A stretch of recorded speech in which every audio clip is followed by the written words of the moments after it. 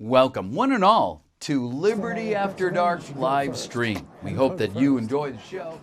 No offense to Harry. No, what I'm expecting. All right, let's forget that mess.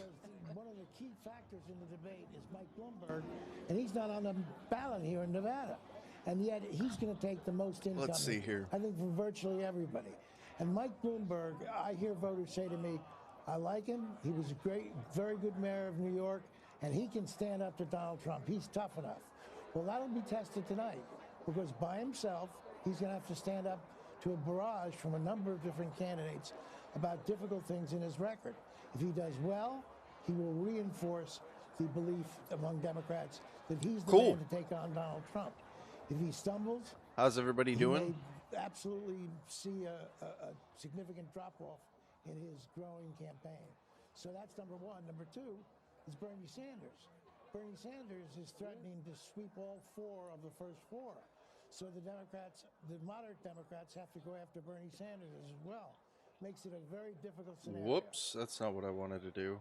Well, it's a great way to lay out what the stakes are tonight, and you have a lot of establishment Democrats who say with Bloomberg in the race, those moderate voters are getting split up, divided, and that has emboldened Senator Sanders, and he could potentially be on a path to have this all sewn up by Super Tuesday. Is that the way you see this, Governor? What's up, Strider? I'll give you an example. California has 415 delegates, which dwarfs anybody. I'm just getting everything set up. How is the volume of the debate? Bernie Sanders had 32%. None of the other moderates had more than 15%. Now, you know, in our primaries, you have to get 15% of the vote to get any delegates. Well, what happens if all the five moderates come in under 15% in most congressional districts? If they're too quiet, I can turn them up. For no delegates, and Senator Sanders My dogs are bugging me. away from California with Low? Okay. 30 delegates, which would give I want them to be like loud enough, but okay. I think what it is that they're very low and I'm normal on my thing. So And Governor, very quickly, let's do. what does a win look like for former Vice President Joe Biden? Does he have to come in the top three here in Nevada, or else is it game over? I want to be able to interrupt them, so he has to come in you know, it's a balance. Or if everyone's bunched, let's say at 16, 15, 14%, and he's in the bunch, that's sort of okay. He can go on to South Carolina, but he's got to win in South Carolina. And the interesting test is, will the candidates rough up Mike Bloomberg enough on a lot of repetition today, and redlining? So some of that African American expect me to talk over some people sometimes. sometimes. The vice president goes back to the vice president at South Carolina. I'm expecting to hear Don't count Vice President Biden out. a whole down a little bit. Campaign to where John McCain was in 2008. Well, we'll do like that. Remember, that's kind of in between. Primaries, his staff resigned. No one gave him a chance, and he won the ballot he won the nomination on the first ballot. I can already tell my dog's going to be bugging me the whole time this is going on. He's sniffing all around the place. We do have to go now back inside the debate hall. Looks like they're about to start, though. Lester Holt introducing tonight's candidates. You see him walking out there on stage. Let's listen in. Lester Holt. Here we go. The good stuff.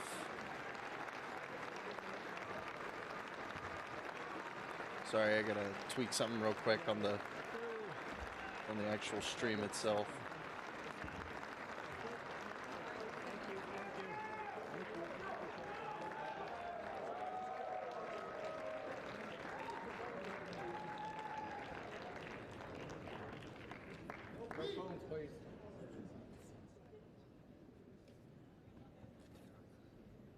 Here they are. Is this really all of them? Quality of this footage is bad, but whatever. It's from the official stream, so.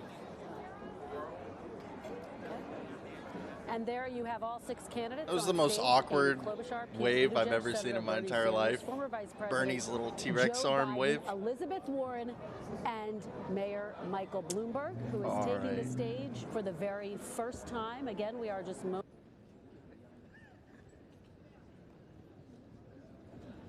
Sorry, YouTube has really not great stuff for setting up the live stream, so I've got to update all these things as it's already going.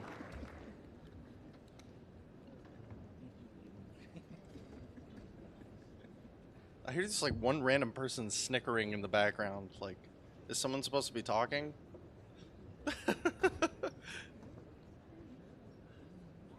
Thanks. Cool. Just making sure we have 0 drop frames. Bitrate's a little low, but it's okay. Volume's good though. I mean, obviously they're not talking, but it's all just kind of like a low murmur. We are just minutes away from the start of the Democratic debate in Las Vegas. After the Nevada caucus this weekend, the candidates will head to South Carolina, where the stakes are high to gain support from a crucial voting bloc. If you look at the stage right now, the contenders are all in position at their respective podium. Our own Lester Holt will be announcing them in just a moment. I'm trying to figure out who would flip their vote first now. Night we will be seeing former Like Mayor days Michael before Bloomberg the primary. on the stage. And as Senator Bernie Sanders has now made his way out front with a double-digit lead, no doubt Mayor Bloomberg and Senator Sanders will be a target for other contenders. You can see while they have their last few minutes here, they're taking this time to jot down notes. They have got a lot to remember. They will certainly be covering a lot. They are not writing tonight. anything Again, for pertinent most of down, those I candidates, promise. They have been doing this for the last few months, familiar faces, but tonight will definitely get more aggressive for Mayor Bloomberg. This is his first time on the stage. As you heard from our colleague Ali Vitale just a few minutes ago, we're expecting to see a more aggressive Senator Elizabeth Warren tonight. That's a name. After the last debate, she was very reflective when she spoke to Lawrence O'Donnell. She said, I didn't get enough time in. I didn't make my case strong enough. Maybe I should have fought a little harder. It sounds like, or at least from our colleague Ali Vitale, that she'll be drawing a more defined line between herself and Senator Sanders, which we really haven't seen from her before. Remember, the two of them were both doing well. She was really getting out ahead.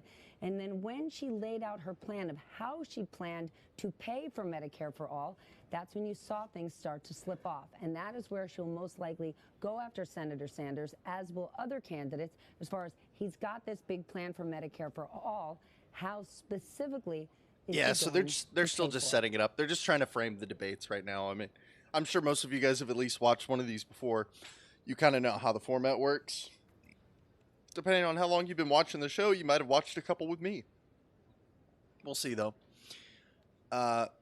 This is probably the NBC longest News pause Now, that they've Simone had, Boyce though. is at Mi Familia Vota debate watch party in Las Vegas. Yeah, this is really we weird. haven't seen a state Like, usually yet, once they're Iowa out and there, New they just Hampshire, keep going. There hasn't been a big minority vote, an African-American vote, a Latino vote. Nevada is the first time we're going to see that, and it's quite a big voting bloc.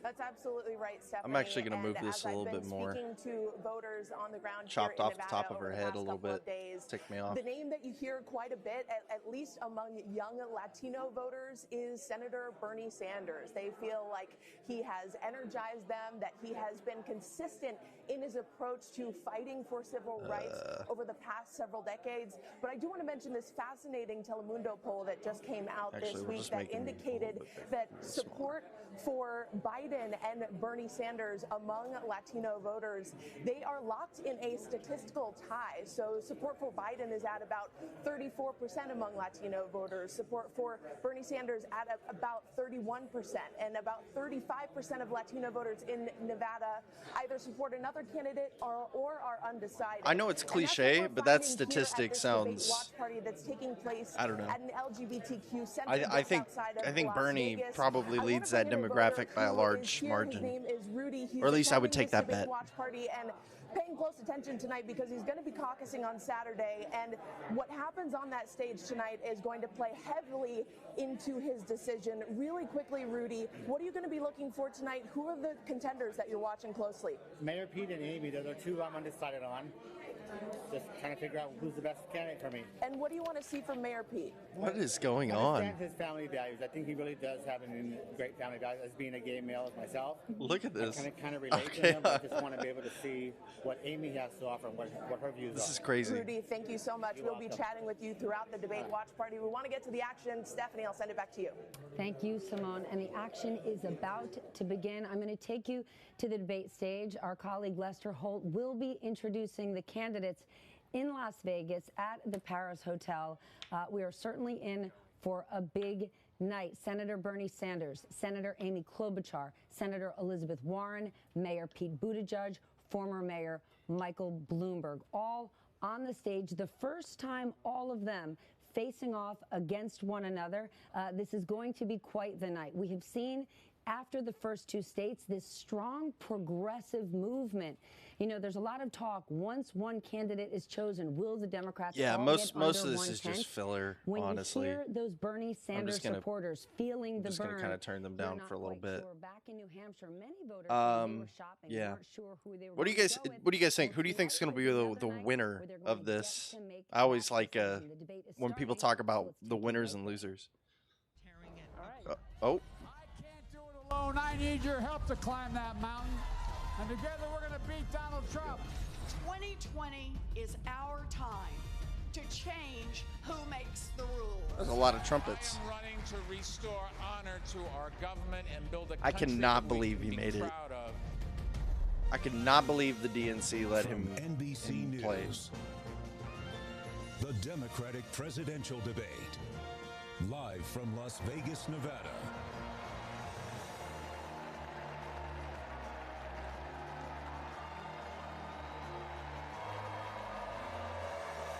Good evening, everyone. I'm Lester Holt. Welcome to Las Vegas. Everything is on the line tonight. We're just 3 days before the critical Nevada caucuses. Here with me on the stage tonight, NBC News political director and moderator of Meet the Press, Chuck Todd. I hate Chuck And NBC Todd News so Chief much. White House I correspondent actually kind of and like MSNBC anchor Lester Holly Holt. Jackson. He's pretty cool. Also joining us is Chuck Telemundo Todd, senior though, Jesus. correspondent Vanessa Ock. And editor of the Nevada Independent, John Ralston, who has covered Nevada politics for more than 3 decades. The rules are this tonight. Candidates will get 1:15 to answer each question and 45 seconds for follow-ups. Now that the stage is narrowed to 6 candidates, we encourage each of you to directly engage with each other on the issues. So let's get to our first question. Since the last time you all shared the stage, Senator Sanders, a self-described Democratic socialist, has surged into the lead nationally in the Democratic race. And there's a new person on the stage tonight, Mayor Michael Bloomberg, a former Republican who spent millions of his own dollars to run in this race.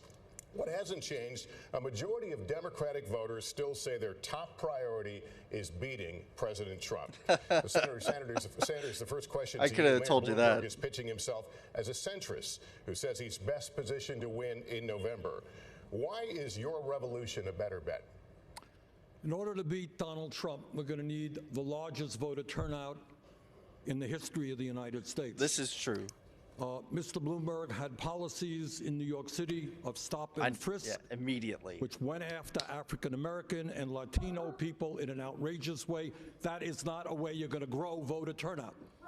What our movement is about is bringing working class people together, black and white and Latino, Native American, Asian American, around an agenda that works for all of us and not just the billionaire class. And that agenda says that maybe, just maybe, we should join the rest of the industrialized world. All right, I gotta kick him out. Give me a second. Guarantee healthcare to all people as a human right. Raise that minimum wage to a living wage of $15 an hour, and have the guts to take on the fossil fuel industry, because their short-term profits are not more important than the future of this planet and the need to combat climate change. Those are some of the reasons we have the strongest campaign to defeat Donald Trump. So Mayor Bloomberg, can Senator Sanders beat President Trump, and how do you want to respond to what else he said? I don't think there's any chance of the senator beating President Trump. You don't start out by saying, I've got 160 million people. I'm going to take away the insurance plan that they love. That's just not a ways that you go and start building the coalition that the Sanders camp thinks that they can do. I don't think there's any chance whatsoever. And if he goes and is the candidate, we will have Donald Trump for another 4 years, and we can't stand that. So I'd like to talk about who we're running against. A billionaire who calls women fat broads and horse-faced lesbians. And no, I'm not talking about Donald Trump. I'm talking about Mayor Bloomberg. Democrats are not going to win if we have a nominee who has a history of hiding his tax returns, of harassing women, and of supporting racist policies like redlining and stop and frisk. He should have support known. whoever the Democratic nominee is. But understand this. Democrats take a huge risk if we just substitute one arrogant billionaire for another. This country Why would you even say you'd support him? For the rich for a long time and left everyone else in the dirt. It is time to have a president who will be on the side of working families and be willing to get out there and fight for them. Bloomberg That is why I am in is this just going to race, get and ripped that to is how I will shreds. beat Donald Trump. Senator Klobuchar, what do you think the path is from this stage to the White House? What works? I think the path is a high voter turnout. I'm the one on this stage that had the highest voter turnout of any state in the country when I led the ticket, as well as bringing in rural and suburban voters. And I've done that as well. And I'm the only one with the receipts to have done that in Republican congressional districts over and over again. But I want to say this. I actually welcomed Mayor Bloomberg to the stage. I thought that he shouldn't be hiding behind his TV ads. And so I was all ready for this big day. And then I looked at the memo from his campaign staff this morning. And it said that he actually thought that 3 of us should get out of the way. That is what his campaign said, because we should pave the way Sorry, I gotta go deal with my dog real quick. to become the nominee. You know, I have been told as a woman, as someone that maybe no one thought was still going to be standing up on this stage, but I am because of pure grit and because of the people out there. I've been told many times to wait my turn and to step aside. And I'm not going to do that now, and I'm not going to do that because a campaign memo from Mayor Bloomberg said this morning that the only way that we get a nominee is if we step aside for him. I think we need something different than Donald Trump. I don't think you look at Donald Trump and say, we need someone richer in the White House. Thank you. Mayor Bloomberg is a lot for you to respond to. I don't think Bloomberg has a chance, man. He's just getting it eaten alive. Have 2 questions to face tonight. One is, who can beat Donald Trump? And number 2, who can do the job if they get into the White House? And I would argue that I am the candidate that can do exactly both of those things. I'm a New Yorker. I know how to take on an arrogant con man like Donald Trump that comes from New York. I'm a mayor, or was a mayor. I know how to run a complicated city, the biggest, most diverse city in this country. I'm a manager. I knew what to do after 9/11 and brought the city back stronger than ever. And I'm a philanthropist who didn't inherit his money, but made his money. And I'm spending that money to get rid of Donald Trump, the worst president we have ever had. And if I can get that done, it will be a great contribution to America and to my kids. Vice President Biden, I'll let you weigh in here. In terms of who can beat Donald Trump, NBC did a poll yesterday. It says Joe Biden is best equipped to beat Donald Trump. That's what your poll said. And it said that I can beat him in those toss-up states, too, those states we have to win. I'm ahead by 8 points across the board. So in terms of being able to beat Donald Trump, I'm better positioned, according to your poll, than anybody else to beat Donald Trump. Number 1. Number 2, the mayor makes an interesting point. The mayor says that he has a great record, that he's done these wonderful things. Well, the fact of the matter is he has not managed his city very, very well when he was there. He didn't get a whole lot done. He had stop and frisk, throwing close to 5 million young black men up against the wall. And when we came along in our administration, the President Obama, and said we're going to send in a moderator a mediator to stop it, he said that's unnecessary. So we're going to get a chance to talk about the mayor's record. But in terms of who is best prepared to beat Donald Trump, look at your poll and what it says. Mayor Buttigieg, you'd like to weigh in? Yes, we've got to wake up as a party. We could wake up 2 weeks from today, the day after He's Super been Tuesday, surprising me a lot. And the only candidates left standing will be Bernie Sanders and Mike Bloomberg, the 2 most polarizing figures on this stage. And most Americans don't see where they fit if they've got to choose between a socialist who thinks that capitalism is the root of all evil. Everybody's and raising a their billionaire hands. who thinks that money ought to be the root of all power. Let's put forward somebody who actually lives and works in a middle-class neighborhood in an industrial Midwestern city. Let's put forward somebody who's actually a Democrat. Look. It's a good quip. It's a good quip. I've been really impressed with him in the polls, honestly. Choose between one candidate who wants to Or in the burn caucuses. this party down and another candidate who wants to buy this party out. Look, we can do better. Senator Sanders, are you Lots of jabs. If speaking to the needs and the pain of a long-neglected working class is polarizing, I think you got the wrong word. What we are trying finally to do is to give a voice to people who, after 45 years of work, are not making a nickel more than they did 45 years ago. We are giving a voice to people who are saying we are sick and tired of billionaires like Mr. Bloomberg seeing huge expansions of their wealth while 500,000 people sleep out on the street tonight. And that's so what we are saying, Pete, is maybe it's a time for the working class of this country to have a little bit of power in Washington rather than your billionaire campaign contributors. All right, look. Bernie is getting fired up. Okay, all right. Look, wow. My campaign is fueled by hundreds of thousands of contributors. Including 46 billionaires. Among the hundreds of thousands of contributors. And look, all right. We've got to unite this country to deal with these issues. You're not the only one who cares about the working class. Most Americans believe we need to empower workers. As a matter of fact, you're the one who is at war with the culinary union right here in Las Vegas. We got more union support than you have ever dreamed of. We have the support of unions all across this country. But the vision I'm putting forward has the support of the American people.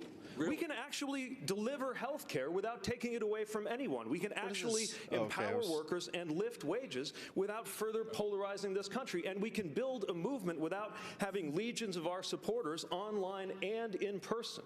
All right, candidates, thank you. I think it is Democratic figures, union leaders alike. Senator Warren, I have a question for you. On Sunday, on Meet the Press, Vice President Biden accused Senator Sanders' supporters of bullying union leaders here with, quote, vicious, malicious, misogynistic things. You said Democrats cannot build an inclusive party on a foundation of hate. Are Senator Sanders and his supporters making it harder for Democrats to unify in November? Look, I have said many times before, we are all responsible for our supporters, and we need to step up. That's what leadership is all about. But the way we are going to lead this country and beat Donald Trump is going to be with a candidate who has rock-solid values and who actually gets something done.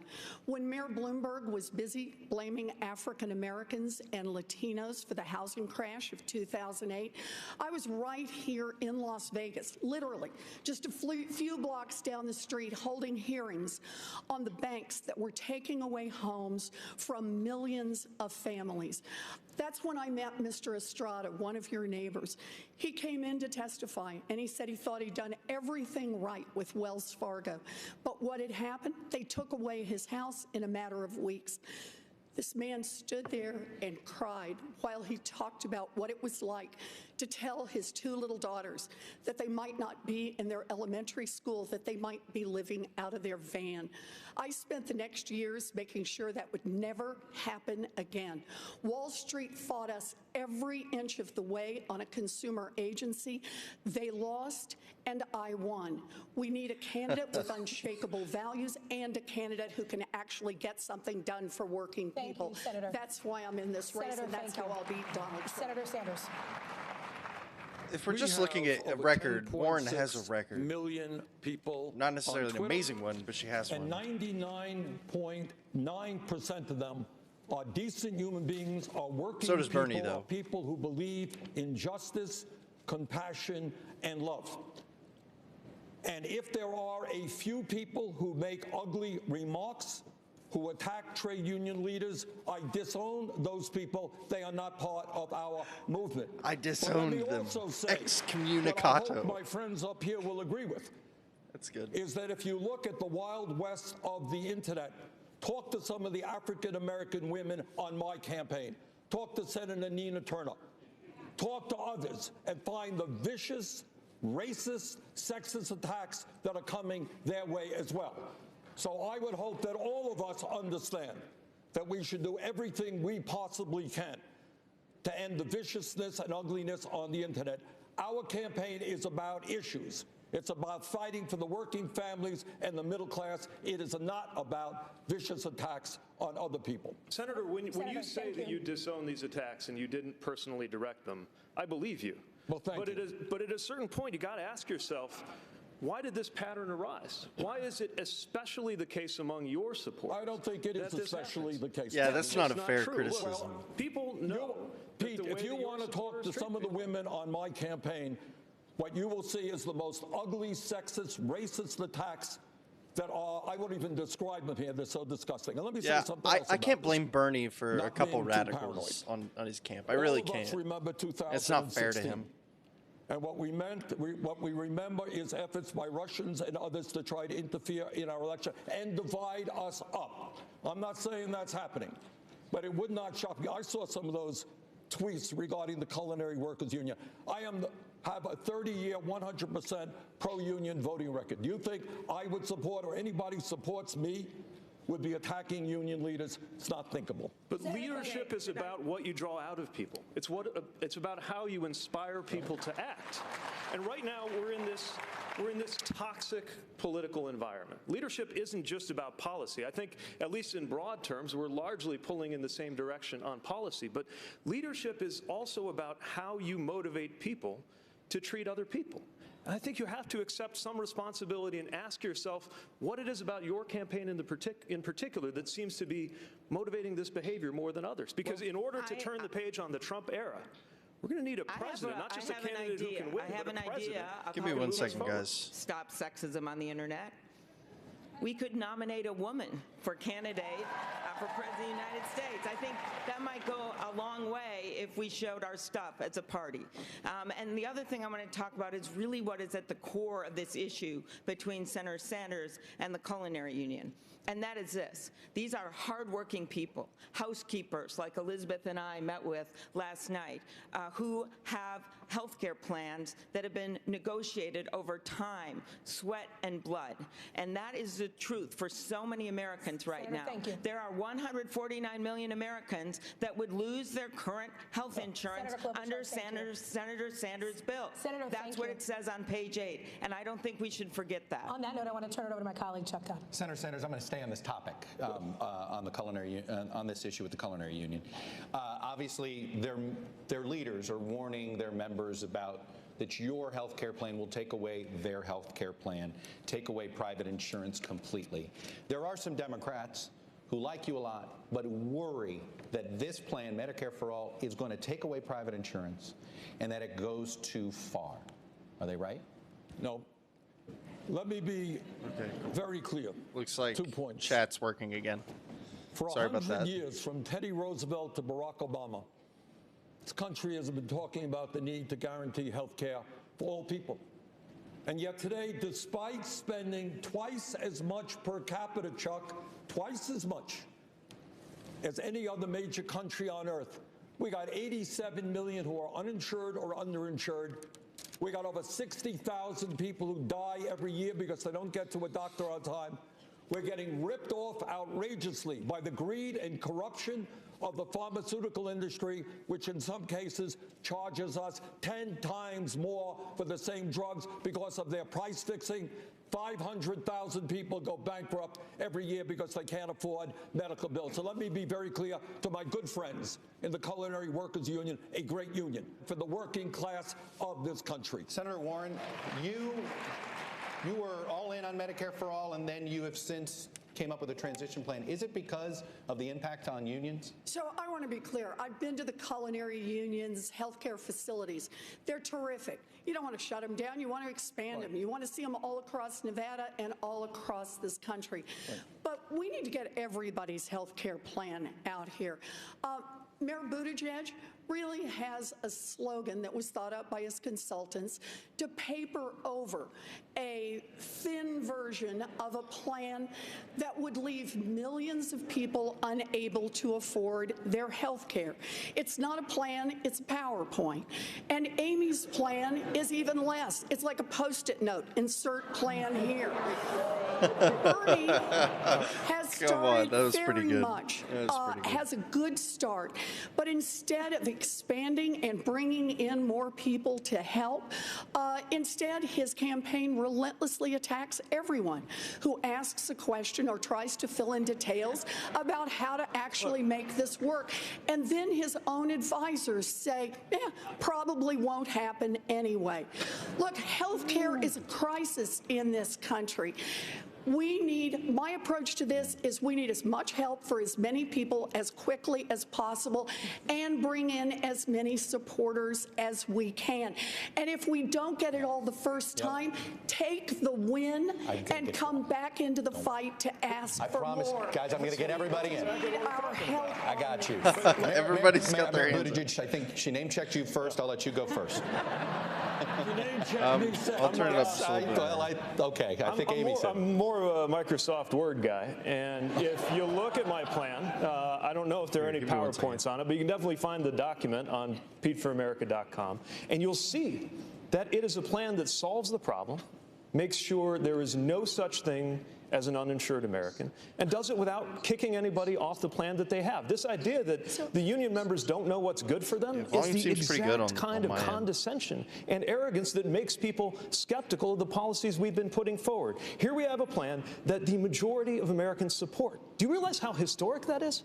That the American people are ready in a way far beyond what was true even 10 years ago and what was available to President Obama at the time. There's a powerful American majority ready to undertake the biggest, most progressive reform we've had in healthcare in 50 years, just so long as we don't force it on anybody. What is wrong with that? All right, Can I respond to that? Let me go Senator Klobuchar, and then I'll have you explain. Okay. All right, Senator Klobuchar. Well, I think the Post-it note came first, Senator. I don't know. I do think the Post-it note had came I must say I take personal offense since Post-it notes were invented in my state. How is she still on this stage? So That's what my I don't plan understand. is a public Legitimately, option. I'm curious. And according to all the studies out there, it would reduce premiums for 12 million people immediately. It would expand coverage for about that same number. It is a significant thing. It is what Barack Obama wanted to do from the very beginning. And the way I look at it, since we're in Vegas, when it comes to your plan, Elizabeth, and Bernie's on Medicare for All, you don't put your money on a number that's not even on the wheel. And why is Medicare for All not on the wheel? Why is it not on the wheel? Because 2/3 of the Democratic senators are not even on that bill. Because a bunch of the new House members that got elected see the problems with blowing up the Affordable Care Act. They see it right in front of them. And the truth is that when you see some troubled waters, you don't blow up a bridge, you build one. And so we need to improve the Affordable Care Act, not blow it up. Let me just, you name check 3 of them. Let me get Senator Sanders in there. You were. Okay. Go ahead, Senator Sanders. Okay. We'll get you in, Miss. All right. We got a lot of people in here that we got hit. It's my turn, yeah? Yes, sir. Okay. Somehow or another, Canada can provide universal health care to all their people, half the cost. UK can do it, France can do it, Germany can do it, all of Europe can do it. Gee whiz, somehow or another, we are the only major country on earth that can't do it. Why is that? And I'll tell you why. Gee willikers. It's because last year, the healthcare industry made $100 billion in profits. Pharmaceutical industry, top 6 companies, $69 billion in profit. And those CEOs are contributing to Pete's campaign and other campaigns up here. Let's clear this up. So maybe it is finally time that we said as a nation, enough is enough. The function of a rational health care system is not to make the pharmaceutical industry and the drug companies rich. It is to provide health care to all people as a human right, not a privilege. Mr. Vice President, no Bernie's fired up. No Mr. Vice President, go. No deductibles. Let's go ahead. And then Senator Warner. Mr. Vice President and Senator Warner. I'm the only one on this He's stage that fired hasn't got up. anything done on health care. Okay? Oh, God. Here I'm we the go. guy the president turned to and said, go get the votes Here for we go. Obamacare. And I noticed what everybody's talking about is the plan that I first introduced. That is to go and add to Obamacare, provide a public option, a Medicare-like option. It cost and increase the subsidies. It cost a lot of money. It cost $750 billion over 10 years. But I pay for it by making sure that Mike and other people pay at the same tax rate their secretary pays at.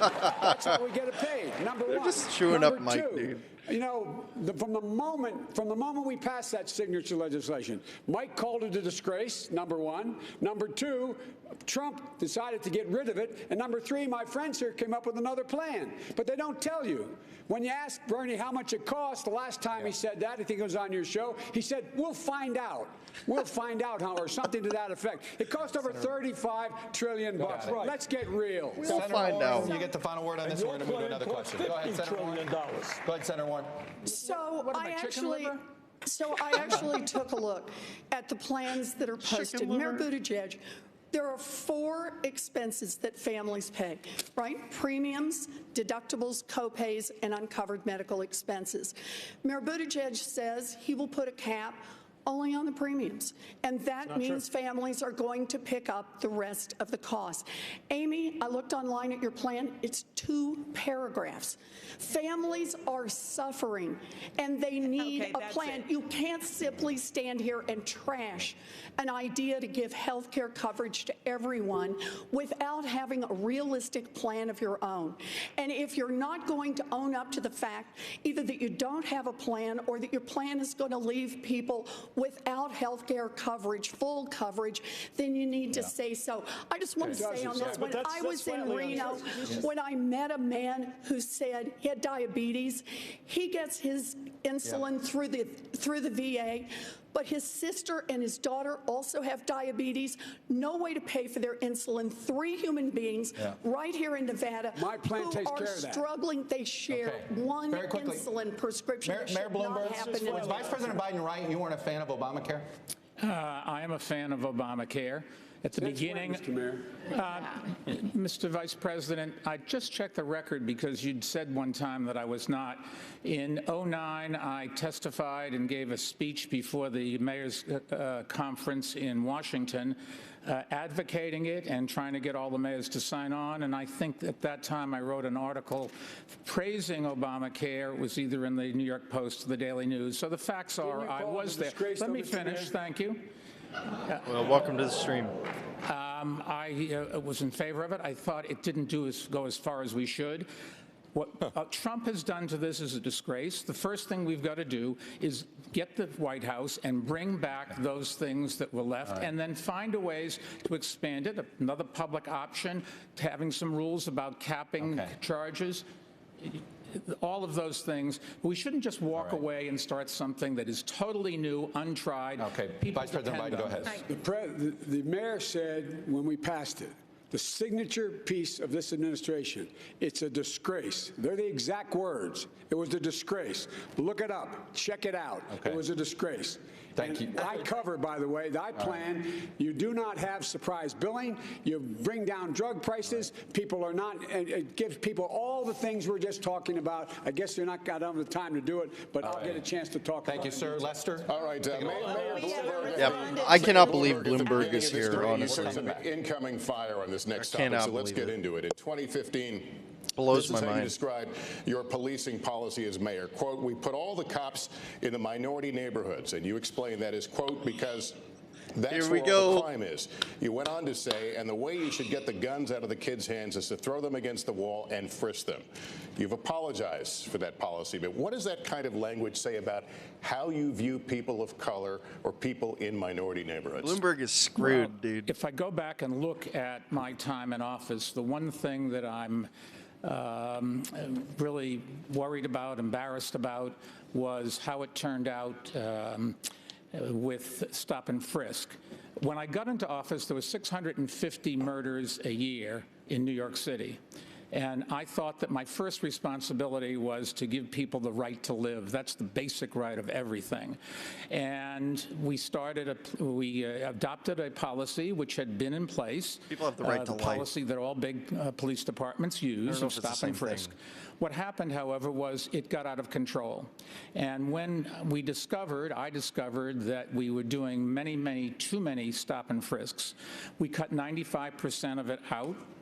And I've sat down with a bunch of African-American clergy and business people to talk about this, to try to learn. I've talked to a number of kids who'd been stopped. And I was trying to understand how we change our policies so we can keep the city safe, because the crime rate did go from 650, 50% down to 300. And we have to keep the lid on crime, but we cannot go out and stop people indiscriminately. Mayor, thank you. Let me go to Vice President Biden. This you want to dude is a respond to that? Yes, let's get scumbag, something man. straight.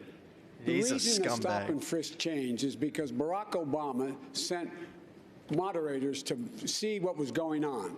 When we sent them there to say this practice has to stop, the mayor thought it was a terrible idea we send them there. A terrible idea. Let's get the facts straight. Let's get the order straight. And it's not whether he apologized or not. It's the policy. The policy was abhorrent, and it was, in fact, a violation of every right people have. And we are the one. Our administration sent in people to monitor it, and at the very time, the mayor argued against that. This idea that he figured out it was a bad idea. He figured out it was a bad idea after we sent in monitors and said it must stop. Even then, he continued the policy. All right, Mayor, would you like to make a quick response to that? Yes, I would. I've apologized, I've asked for forgiveness, but the bottom line is that we stopped too many people, but the policy, we stopped too many people, and we've got to make sure that we do something about criminal justice in this country. There is no great answer to a lot of these problems, and if we took off everybody that was wrong off this panel, everybody that was wrong on criminal justice at some time in their careers, there'd be nobody else up here. Okay, well, that is actually a fair criticism. Senator Warren. I can't stand Bloomberg. That's a fair criticism. Sorry. I do think that this really is about leadership and accountability. When the mayor says that he apologized, listen very closely to the apology. The language he used is about stop and frisk. It's about how it turned out. Now, this isn't about how it turned out. This is about what it was designed to do to begin with. It targeted communities of color. It targeted black and brown men from the beginning. And if you want to issue a real apology, then the apology has to start with the intent of the plan as it was put together and the willful ignorance day by day by day of admitting what was happening, even as people protested in your own street, shutting out the sounds of people telling you how your own policy was breaking their lives. You need a different apology. Senator, here, thank you. How does Bloomberg recover? How does he recover from this? We're going to stay on this topic. We're going to stay on this topic, but I want to get something in here with Senator Klobuchar. When you were the top prosecutor in Minneapolis, Senator, there were at least 24 instances where police were involved in the deaths of civilians. None of those officers were prosecuted. You did prosecute a black teenager who was sentenced to life in prison, despite what are now serious doubts about the evidence. Now, the Minneapolis chapter of the NAACP has recently called for you to suspend your campaign over that case because some new evidence has come out since. Big picture, why should black and Latino voters trust your judgment now if it appears you may have gotten This is it the wrong minority then? show. 100%. First, I'll start with that big case. focus. It is very clear that any evidence, if there is new evidence, even old evidence, it should be reviewed by that office and by the county attorney. That must happen. I have called for that review. This was a case involving an 11-year-old African-American girl named Taisha Edwards who was shot doing her homework at her kitchen table. 3 people were convicted. One of the cases is the one that is being was investigated by a journalist, and I think it's very important that that evidence come forward. In terms of the police shootings that you noted, those went to a grand jury, every single one of them, and I've made very clear for months now that, like so many prosecutors, I think those cases, in my time, they were all going to the grand jury. It was thought that was the best way to handle them in many, many jurisdictions. You think you should have spoke up? You didn't speak up at the time, should you? I actually did speak up on something very similar, and that was when our police chief in Minneapolis tried to take the investigations of police shootings into his own hands, and I strongly said I disagreed with that. Now I do believe also that a prosecutor should make those decisions herself. And the last thing I will say, because you asked the question about voting, I have the support of African Americans in my community in every election. I had strong support of leadership, and that's because I earned it. And this is going to be on me to earn it. You earn it with what you stand for when it comes to equal opportunity. You earn it with the work that I have done, the leadership I've shown on voting rights. And yes, you earn it with the work that must be done on criminal justice reform. Hallie Jackson. She's in a really tough spot with that. Because many Democrats, including most of you on talk stage, about that at the break. have criticized President Trump for his lack of transparency. But Senator Sanders, when you were here in Las Vegas in October, you were hospitalized with a heart attack. Afterwards, you pledged to make, quote, all your medical records public. You've released 3 letters from your doctors, but you now say you won't release anything more. What happened to your promise of full transparency? Well, I think we did. Let me tell you what happened. First of all, you're right. And thank you, Las Vegas, for the excellent medical care I got in the hospital 2 days. And I think the one area maybe the Mayor Bloomberg and I share, you have 2 stents as well. All right. 25 years ago. Well, we both have 2 stents. It's a procedure that it's done about 1 million times a year. So we released the full report of that heart attack. Second of all, we released my whole 29 years in the Capitol, the attending physician, all of my history, medical history. And furthermore, we released reports from 2 leading Vermont cardiologists who described my situation, and by the way, who said Bernie Sanders is more than able to deal with the stress and the vigor of being president of the United States. Hey, follow me around the campaign trail, 3, 4, 5 events a day. See how you're doing compared to me. Look, I think it's more of a meme that he's going to drop dead than an actual criticism. Transparency on this stage and people needing to do better. Is that response from Senator Sanders enough for you? No, it's not, because first of all, let me say we're all delighted that you are in fighting shape. And at the same time, transparency matters, especially living through the Trump era. Now, under President Obama, the standard was that the president would release full medical records, do a physical, and release the readout. I think that's the standard that we should hold ourselves to as well. Now, President Trump lowered that standard. He said just a letter from a doctor is enough, and a lot of folks on this stage are now saying that's enough. But I am certainly prepared to get a physical, put out the results. I think everybody here should be willing to do the same. But I'm actually less concerned about the lack of transparency on Sanders' personal health than I am about the lack of transparency on how to pay for his health care plan, since he said that it's impossible to even know how much it's going to cost. And even after raising taxes on everybody making $29,000, there is still a multi-trillion-dollar hole. Matter of fact, if you add up his policies altogether, they come to $50 trillion. He's only explained $25 trillion worth of revenue, which means that the hole in there is bigger than the size of the entire economy of the United States. The time has come to level with the American people on matters personal and on matters... By about 7 times, by the way. Let's level. All right, let's level, Pete.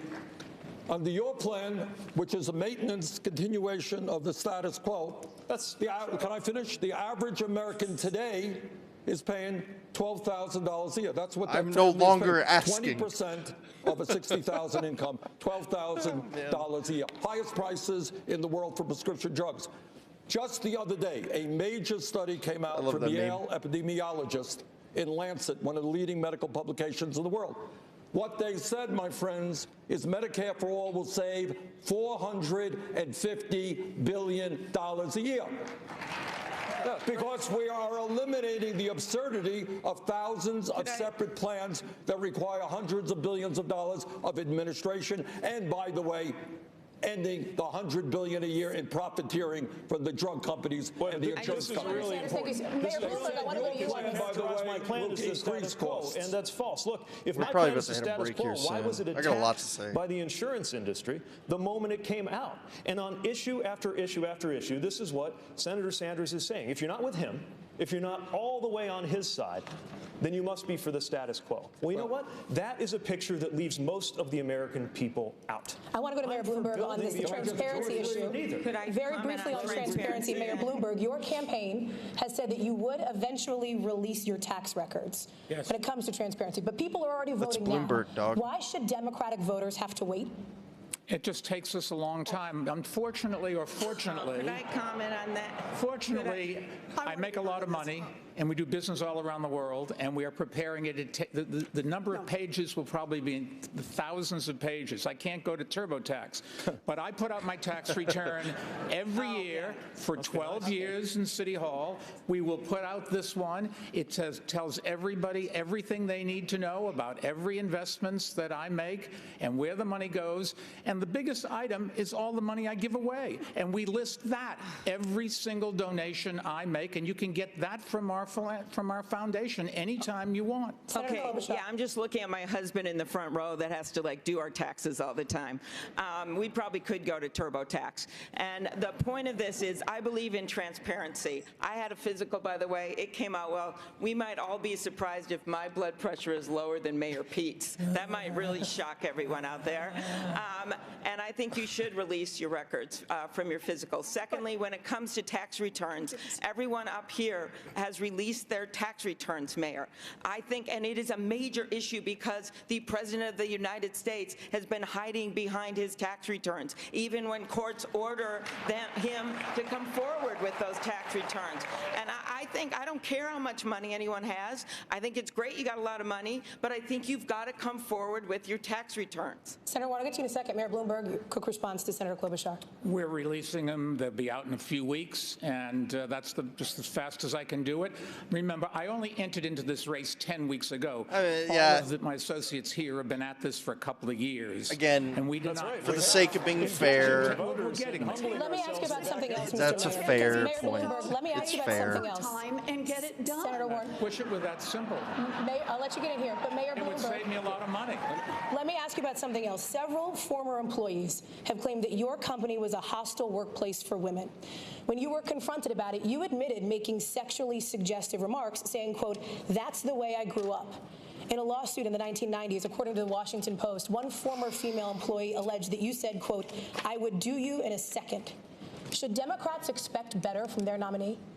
Let me say a couple things, and if I can have my full minute and a quarter. It thank does. you. It does take a long time to get that stuff together. I mean, I I'm not have no billionaire tolerance rich, but that's a for the lot kind of of stuff to behavior go that the through, Me and Too he wants to make sure movement his has exposed. stuff is all good. And anybody that does anything wrong in our company, we I hate him, investigate it, so I'm not and defending if it's him. It's appropriate, just- they're gone that it's day. fair. But let me tell you what I do in my company and my foundation and in city government when I was there.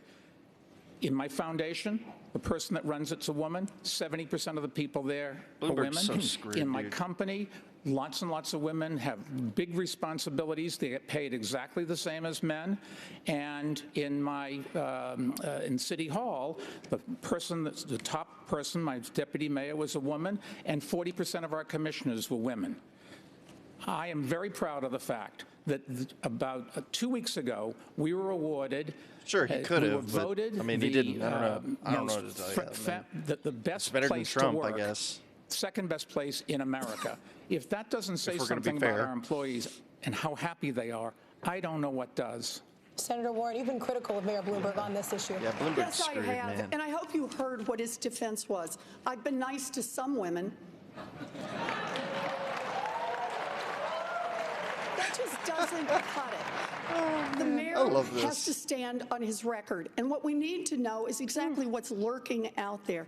He has gotten some number of women, dozens, who knows, to sign non-disclosure agreements, both for sexual harassment and for gender discrimination in the workplace.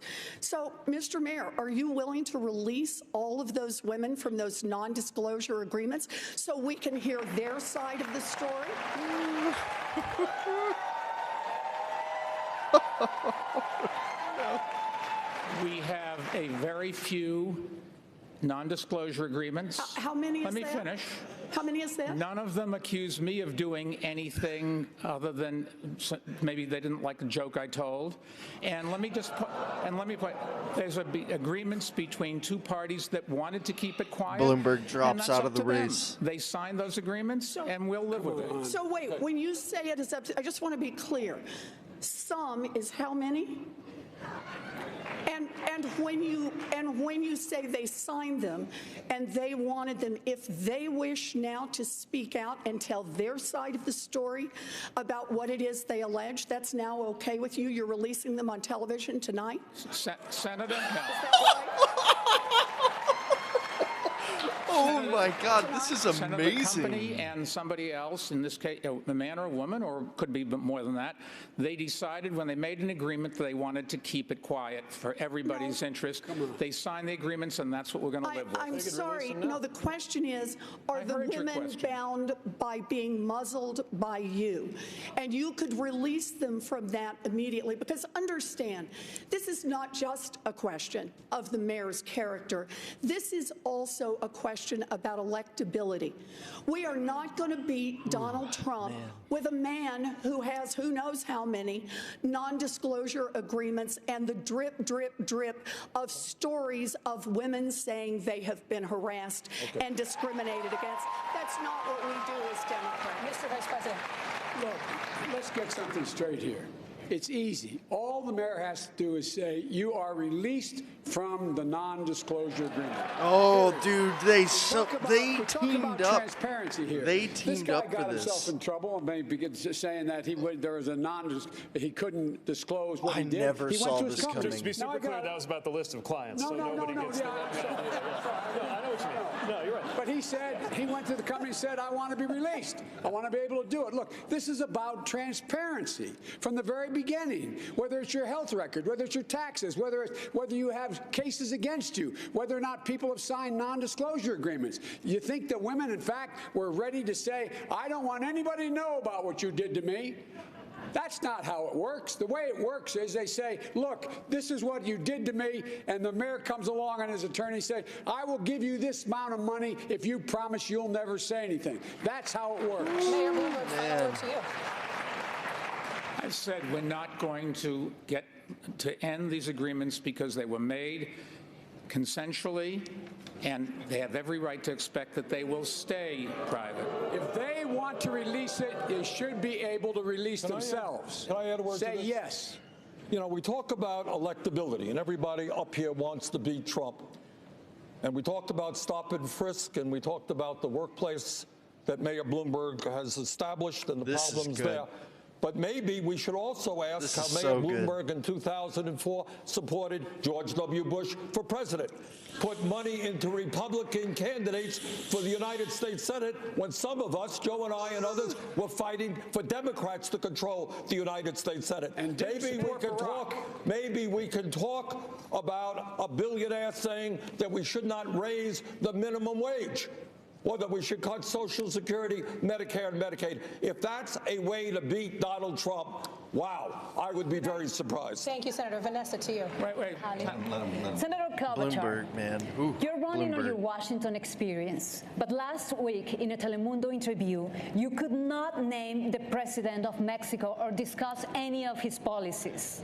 Last night, you defended yourself saying, quote, this isn't jeopardy. But my question to you is, shouldn't our next president know more about one of our largest trading partners? Of course. Of course. And I don't think that momentary forgetfulness actually reflects what I know it's like Manuel about Lopez Mexico and how much I care about it. And I first want to say greetings to President López Obrador.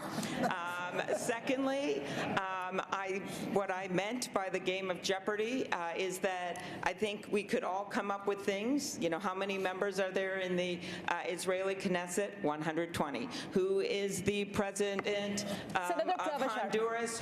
Her name Hernandez. Senator But when it comes to Mexico, I am the one person on this stage that came out first to say I was for the U.S. Mexican-Canadian trade agreement. That is going to be one of the #1 duties of a president. Senator Klobuchar, my colleague specifically asked you if you could name the president of Mexico, and your response was no. Yes, that's right. And I said that I made an error. I think having a president that maybe is humble and is able to admit that here and there maybe wouldn't be a bad thing. Mayor Buttigieg, if you could let me, a good response. If you could, yeah, look, I wouldn't liken this to trivial. I actually didn't know said, how many members "Shut were up." in the Knesset, so well, you got me there. go. But you're staking your candidacy on your Washington experience. You're on the committee that oversees border security. You're on the committee that does trade. You're literally in part of the committee that's overseeing these things, and we're not able to speak to literally the first thing about the politics of the country to ourselves. Are you trying to say that I'm dumb, or are you mocking me here, Pete? I'm saying that you shouldn't trivialize I made that an knowledge. error. People sometimes forget names. Pete should have said I am the yes. one that has, #1, has the experience based on passing over 100 Thank you, Senator. bills. If I could respond, She's this was a breaking pretty down. big allegation. He's basically saying that I don't have the experience to be president of the United States. I have passed over 100 bills as the lead Democrat breaking down. since being in the U.S. Senate. I am the one, not you, that has won statewide in congressional district after congressional district.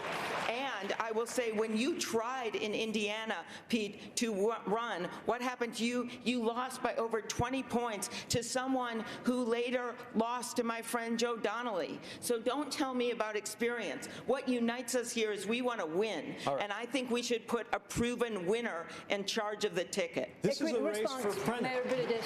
This is a race for president. If winning a race for Senate in Minnesota translated directly to becoming president, I would have grown up under the presidency of Walter Mondale. This is different. And the reason that I think we need to talk about Washington experience is that we should ask what that experience has led to. Experience is, and certainly tenure is not always the same thing as judgment. We're going to talk about votes in the Senate in Washington. Let's talk about it. Let's talk about a major policy. Next question is Hello. Thank you. Senator Warren and Mayor Bloomberg, this question is for you. I want to talk about, and maybe this is appropriate here. Can I just defend Senator Klobuchar for a minute? This is not right. I understand that she forgot a name. It happens. It happens to everybody on this stage. Warren. Look, you want to ask about whether or not you understand trade policy with Mexico? Have at it. And if you get it wrong, man, you ought to be held accountable for that. You want to ask about the economy and you get it wrong, you ought to be held accountable. You want to ask about 1,000 different issues and you get it wrong, you ought to be held accountable. But let's just be clear.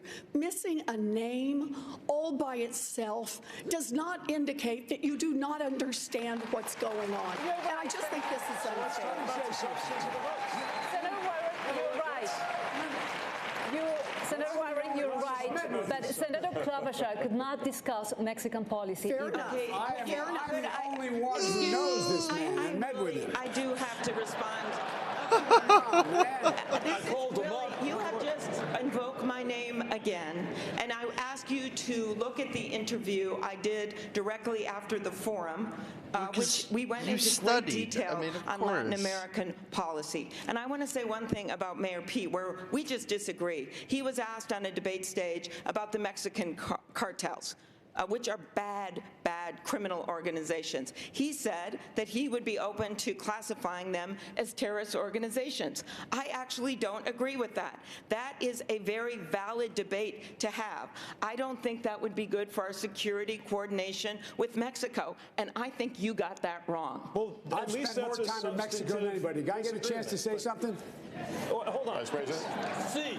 What is that? Thank you. What kind of criticism Look, is that? I only want to spend That's just a extensive normal debate. hundreds of hours in Latin America. I've met with this president. I've met with the last president, the one before that. I've been deeply involved in making sure that we have a policy that makes more sense than this god-awful president we have now. I'm the guy that put together $750 million to provide help for those Latin American countries that are the reason why people are leaving, because there's nothing for them to stay for.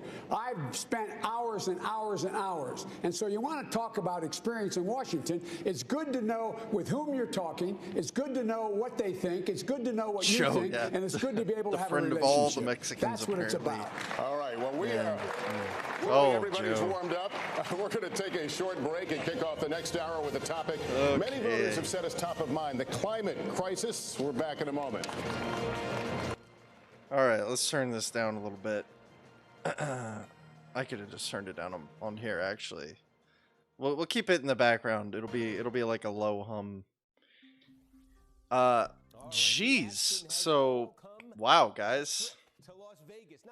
Where do I even start? Bloomberg, man, you want to talk about, like, so it was pretty obvious coming into this that Bloomberg was going to get targeted, right? He was the newcomer to the stage. He has a lot of money and everything. He has arguably the most to lose and win at this debate. So it doesn't surprise me that they targeted him. But I think what I didn't expect was like how coordinated the attacks were. Because, you know, the campaigns typically, they like to run a bit of a tight ship. So they work with each other when they need to. So like I'm sure Biden and Bernie and Warren are all in talks about how to deal with Pete and Amy and these people that they see as coming up into their sphere. But I mean, that when they called for Bloomberg to release those NDAs on those women, and it was so cool, so perfectly executed by all of them. That was just like they all got into a conference call and they said, this is how we're going to kill Bloomberg's campaign. And they all sat down and said that, you know, we're going to let the moderators bring up the race thing. We're going to beat them into the dirt with that. They're going to let the moderators bring up the women thing. They're going to beat him into the dirt with that. And then they're going to try to get him to release those NDAs on stream, on the debate stage. I mean, that was perfect. Really, I mean, like, if you want to look at a perfect expose of the political theater, like, that is it. That was perfect. Yeah, I disagree politically with pretty much everybody on the stage, but, you know, that's good politics right there. Whether you like it or not, that is playing the game of politics very well. Very well. Dem establishment knows they lose the party if Bernie wins. Dem war chest is low and dead high. Bloom solves all the quick problems they have. I mean, well, see, they were very apprehensive about letting Bloomberg into the debates when he first launched his campaign. You know, this was 10 weeks ago. This was a few months now. But even before, when he was speculative, they almost didn't want him to run as a Democrat. He was thinking about running as an independent for a little bit. Tom Steyer's been in for almost a year, I'm pretty sure. He's been in for almost as long as Warren, and she was one of the first candidates to throw her hat into the ring. I think he dropped out. I'm pretty sure he dropped out. Pretty much everybody who's not on this debate stage, minus Gabbard and I think one other person, unless Gabbard dropped out and I didn't hear about it, which wouldn't surprise me really, but this is who the conversation is focused around. And I mean, you know, this is what I'm not even listening to what this guy is saying, but I know exactly what he's talking about. Bernie Sanders is setting himself up to win all of it, the whole thing. He's going to have, I mean, I think he should have been the 2016 Democratic nominee, but I think, you know, this is definitely, he's making a good case for why he should be the 2020 nominee. Again, just to let you guys know, I'm not a Democrat or a Republican. I'm not a fan of Trump, nor am I really a fan politically of these guys either. There are some things that they say that I'm okay with, some things that I'm not. But yeah, that's pretty much it. We're about to get back in it. From Democratic voters, and many of them were about the climate crisis. It's an issue that uniquely impacts Nevadans. John Ralston from the Nevada Independent kicks us off now. So, y'all ready to play some Nevada trivia now? I'm only half joking here. Let's talk about this issue because it's right up there back in at Amy. polls. Voters are really concerned about it, as you all know. What you might not know is that Las Vegas and Reno are the vibrant economic engines for the state of Nevada and are also two of the fastest warming cities in the country. In certain months of the year, the heat is already an emergency situation for residents and for tourists walking up and down the Strip. So I'm going to start with you, Mr. Vice President. What specific policies would you implement that would keep Las Vegas and Reno livable, but also not hurt those economies? It is the existential threat that humanity faces, global warming. I went out to Texas, and you have a facility where you have one of the largest solar panel arrays in the world. And when the fourth stage is completed, it will be able to take care of 60,000 homes for every single bit of their needs. And what I would do is, number one, work on providing the $47 billion we have for tech and to making sure we find answers, is to provide a way to transmit that wind and solar energy across the network in the United States. Invest in battery technology. I would immediately reinstate all of the elimination of what Trump has eliminated in terms of EPA. I would secondly make sure that we had 500,000 new charging stations in every new highway we built in the United States of America or repaired. I would make sure that we once again made sure that we got the mileage standards back up, which would have saved over 12 billion barrels of oil had he not walked away from it. And I would invest in rail. Rail can take hundreds of thousands, millions of cars off the road if we have high-speed rail. Thank you, Mr. Vice President. I want to get some of the rest of big you in on this because infrastructure y'all have project, plans. guys. Mayor Bloomberg, let me read what you said about and Americans this don't issue. like You said public you want to transportation. intensify U.S. and international actions to stop the expansion of coal. How exactly are you going to do that? Well, already we've closed 304 out of the 530 coal-fired power plants in the United States, and we've closed 80 out of the 200 or 300 that are in Europe. Bloomberg Philanthropies working with the Sierra Club. That's one of the things you do. But just let's start at the beginning. If you're president, the first thing you do the first day is you rejoin the Paris Agreement. This is just ridiculous for us to drop out. Two, America's responsibility is to be the leader in the world.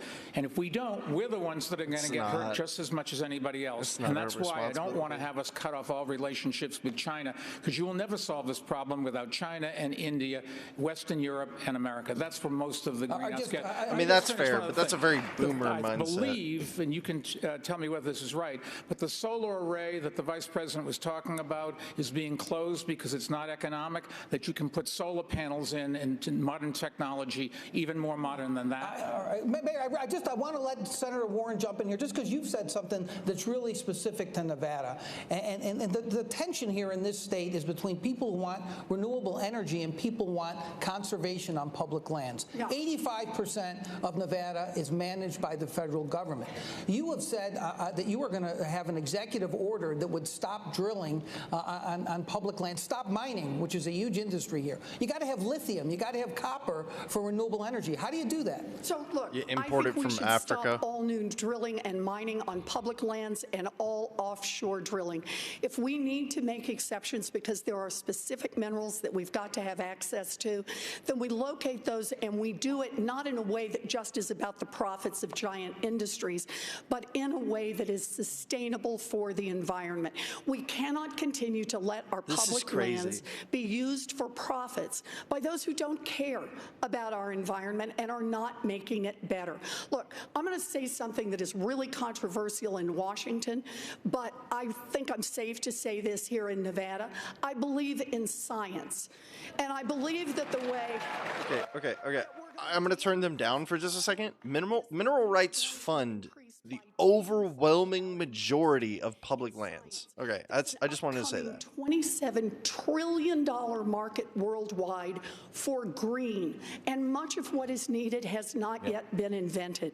My proposal is let's invent it here in the United States and then say, we invented in the U.S., you've got to build it in the U.S. That's a million new manufacturing We're going to stick to this topic, but Senator Sanders, I'm going to move to fracking. Crazy. You want a total ban on natural gas extraction, fracking in the next 5 years. The industry obviously supports a lot of jobs around the country, including thousands in the battleground state of Pennsylvania. One unit official there told the New York Times, quote, if we end up with a Democratic candidate that supports a fracking ban, I'm going to tell my members that either you don't vote or you vote for the other guy. What do you tell these workers? It's supporting a big industry right now, sir. What I tell these workers is that the scientists are telling us that if we don't act incredibly boldly within the next 6-7 years, there will be irreparable damage done, not just to Nevada, not just to Vermont or Massachusetts, but to the entire world. Joe said it right. This is an existential threat. You know what that means, Chuck? That means we're fighting for the future of this planet. And the Green New Deal that I support, by the way, will create up to 20 million good-paying jobs as we move our energy system away from fossil fuel to energy efficiency and sustainable energy. This is a moral issue, my friends.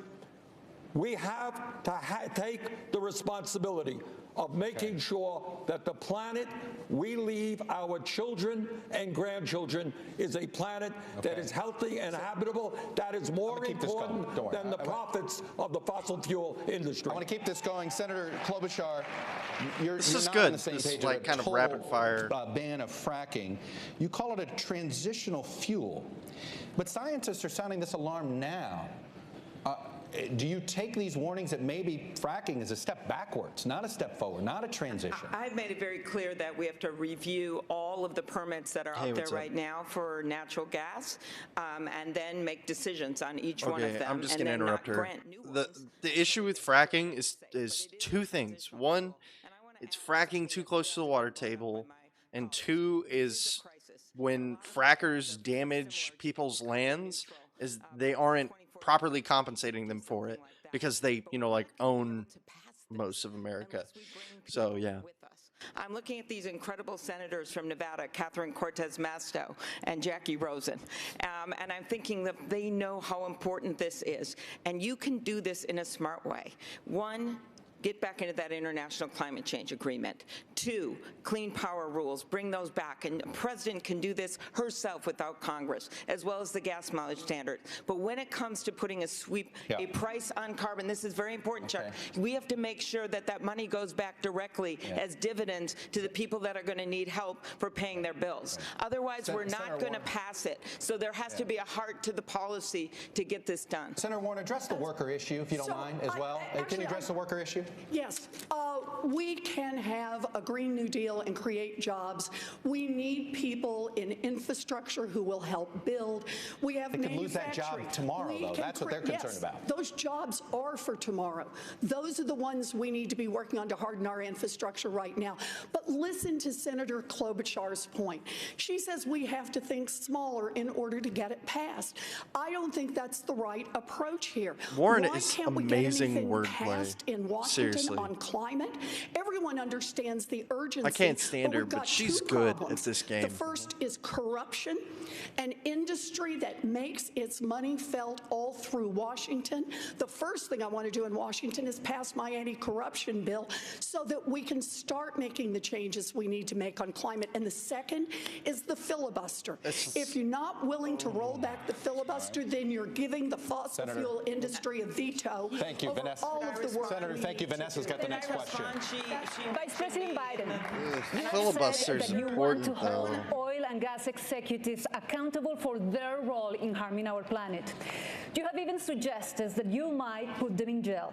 Which companies are you talking about, and how far are you willing to go? I'm willing to go as far as we have to go. First of all, I would eliminate all the subsidies we have for oil and gas. Eliminate it, period.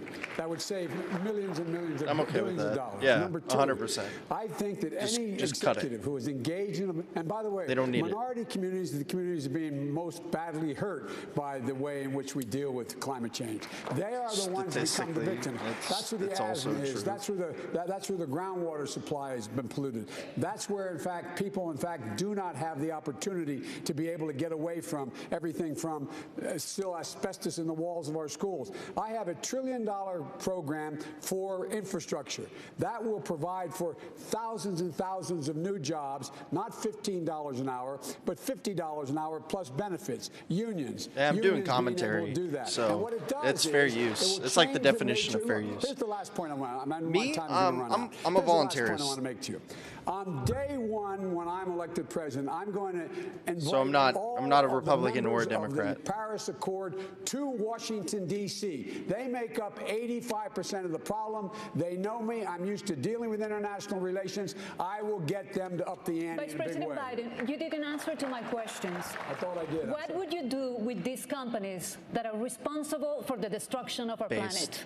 What would I do with them? I would make sure they, number one, stop. Number two, if you demonstrate that they, in fact, have done things already that are bad and they've been lying, they should be able to be sued. They should be able to be held personally accountable, and they should, and not only the company, not the stockholders, but the CEOs of those companies. They should be engaged. And it's a little bit like, look, this is the industry we should be able to sue. We should go after, just like we did the drug companies, just like we did with the tobacco companies. The only company we can't go after are gun manufacturers because my buddy here, but that's a different issue. We're going to stay.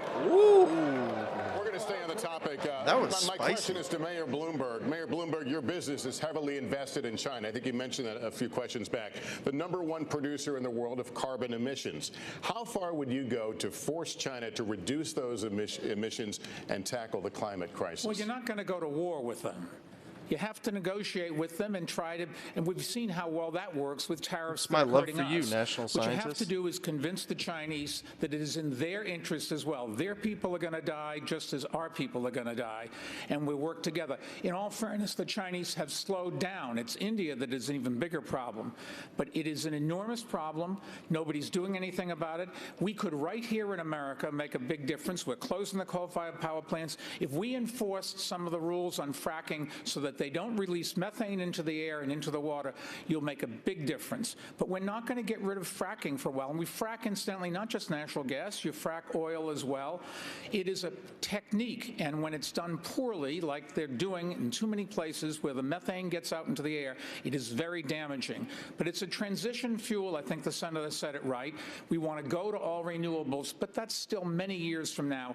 And before, I think the senator mentioned 2050 for some data. No scientist thinks the numbers for 2050 are 2050 anymore. They're 2040, 2035. The world is coming apart faster than any scientific study had predicted. We've just got to do something now. Mayor Buttigieg, your thoughts. Let's be real about the deadline. It's not 2050, it's not 2040, it's not 2030, it's 2020. Because if we don't elect a president who actually believes in climate science now, we will never meet any of the other scientific or policy deadlines that we need to. So first of all, let's make sure to your comment, I know a few positioned people to who win, would be which, considered once Bernie again, bros. If we put forward the two of the most polarizing figures on this stage as the only option, is going to be a real struggle. I know now, that's I've got a plan anecdotal, to get us carbon neutral by I'd throw it out there. 2050. And I think everybody up here has a plan that more or less does the same. So the real question is, how are we going to actually get it done? We need leadership to make this a national project that breaks down the partisan and political tug of war that prevents anything from getting done. How do you do it? Well, first of all, making sure that those jobs are available quickly. Secondly, ensuring that we are pulling in those very sectors who have been made to feel like they're part of the problem, from farming to industry and fund as well as urge them to do the right thing. And then global climate diplomacy. I'm a little skeptical of the idea that convincing is going to do the trick when it comes to working with China. America has repeatedly overestimated our ability to shape Chinese ambitions. But what we can do is ensure that we use the hard tools let me hear from Senator Warner to enforce what has to happen. Yes, I want to make sure that the question of environmental justice gets more than a glancing blow in this debate, because for generations now in this country, this is her toxic issue. Waste dumps, This in polluting education. factories have been located in or near communities of color over and over and over, and the consequences are felt in the health of young African American babies. It's felt in the health of seniors, people with compromised immune systems. A lot less It's in the last also felt 30 years, economically. but yes, Who wants statistically to move it into is an area true. where the air smells bad or you can't drink the water?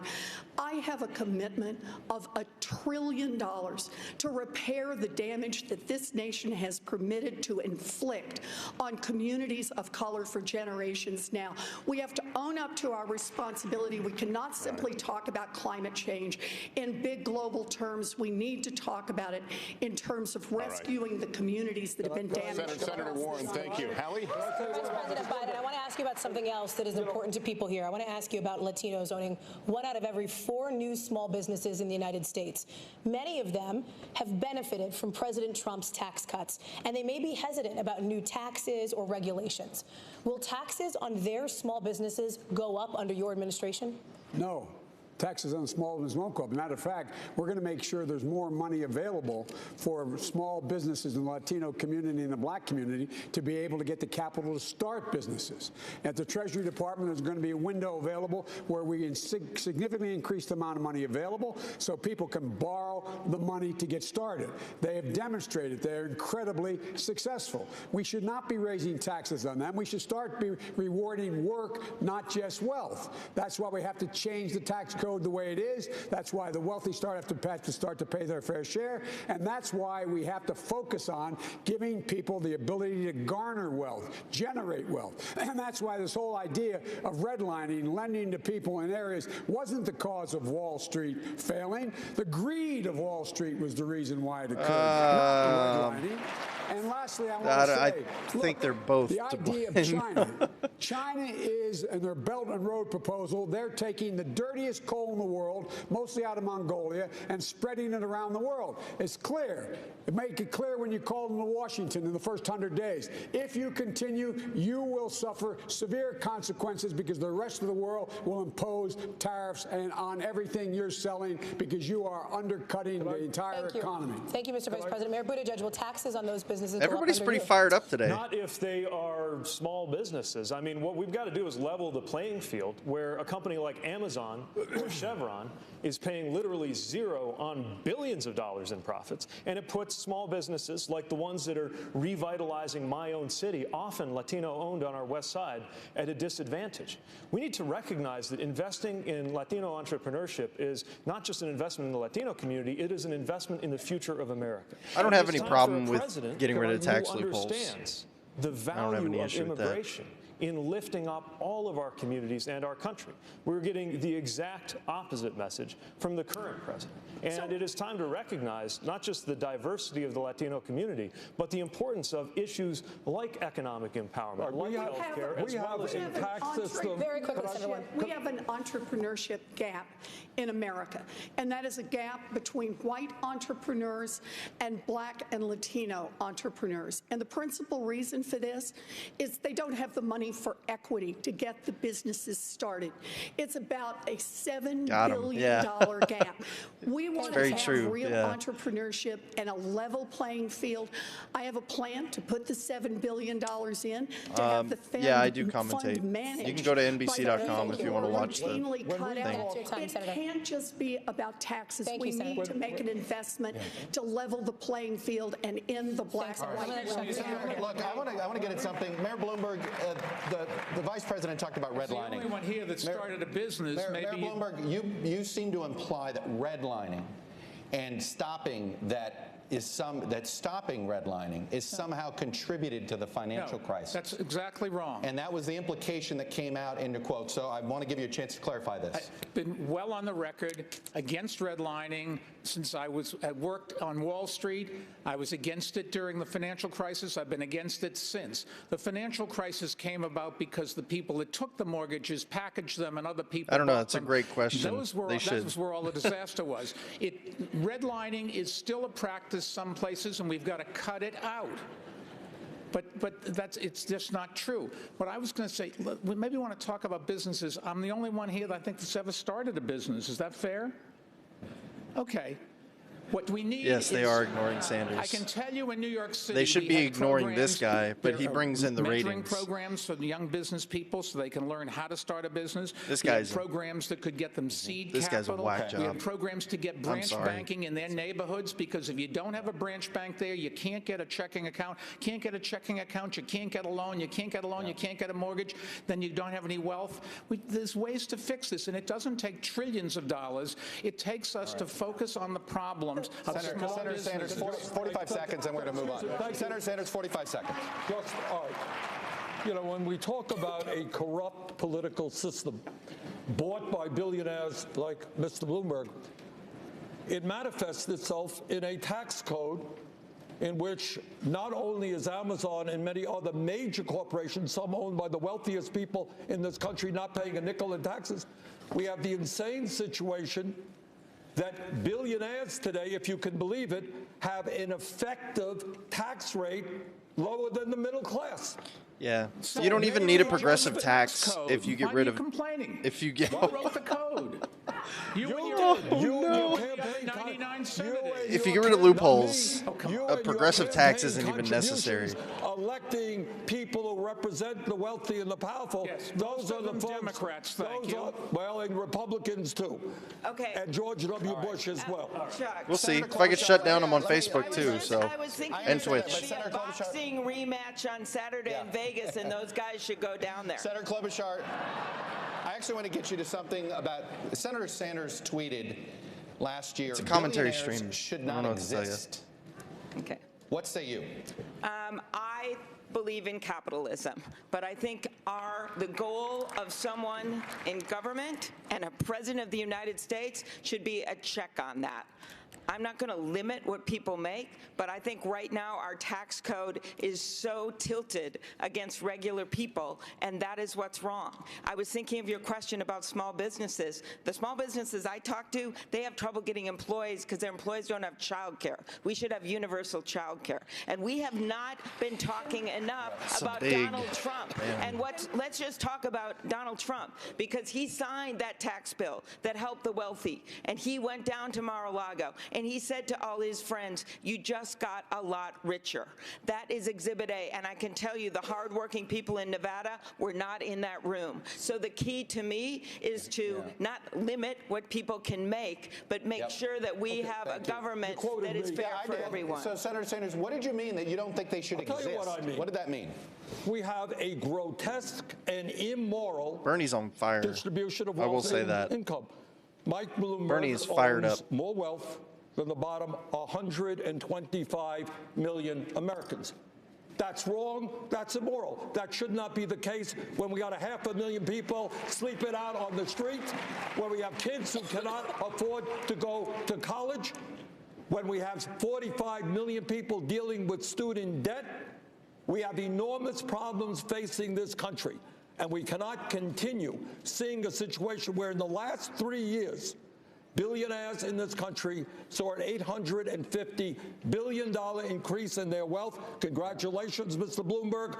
But the average American last year saw less than a 1% increase in his or her income. That's wrong. Mayor Bloomberg, should you exist? I can't speak for all billionaires. All I know is I've been very lucky, made a lot of money, and I'm giving it all away to make this country better. And a good chunk of it goes to the Democratic Party as well. Is it too much? That's not really helping his case, though. Has it been an obscene amount of? Should you have earned that much money? Yes. I worked very hard for it. And Bloomberg saying he gives money to the DNC isn't helping his case that he was paying to play. It doesn't help. That would require all large companies to turn over up to 20% of their ownership to employees over time. Is that a good idea? I think that employee ownership of companies is a great idea. I'm not sure it makes sense to command those companies to do it. If we really want to deliver less inequality in this country, then we got to start with the tax code.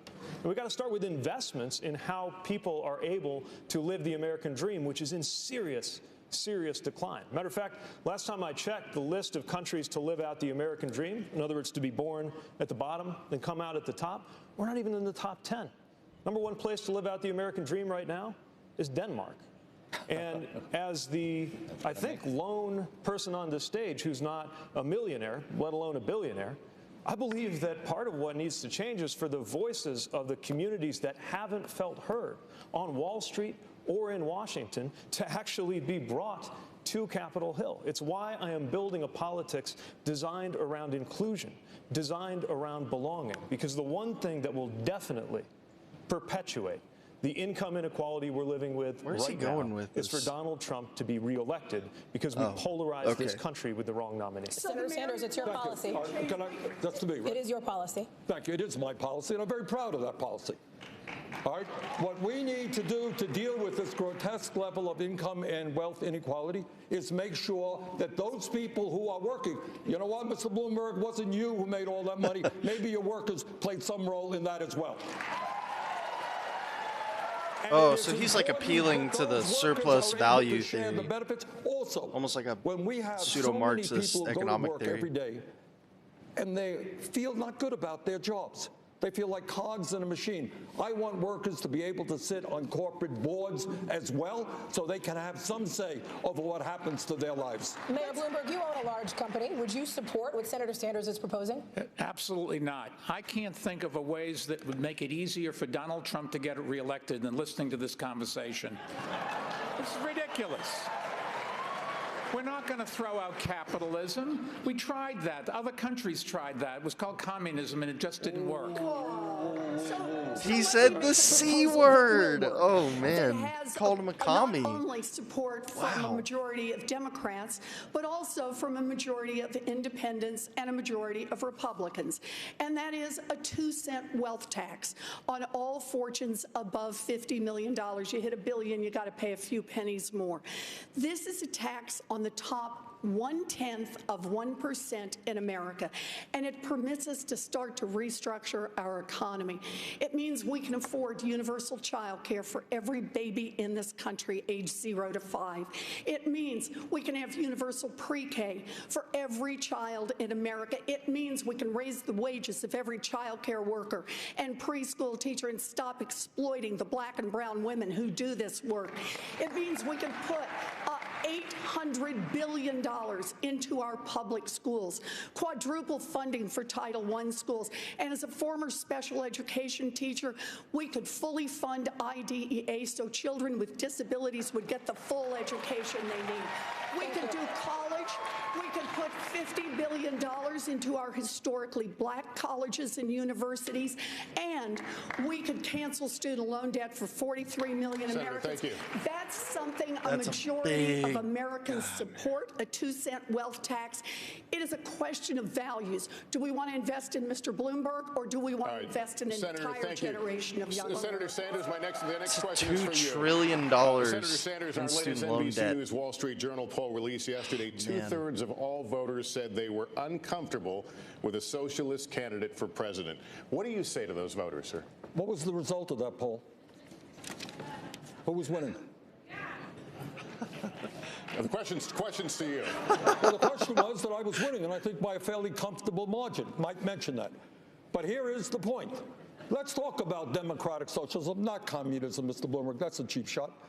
Let's talk about democratic. Let's talk about what goes on in countries like Denmark, where Pete correctly pointed out they have a much higher quality of life in many respects than we do. What are we talking about?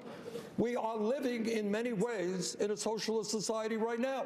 Problem is, as Dr. Martin Luther King reminded us, we have socialism for the very rich, rugged individualism for the poor. Wait a second. Let me finish. Everybody. When Donald Trump Wait a gets second. $800 million in tax breaks and subsidies to build luxury condominiums, that's socialism for the rich.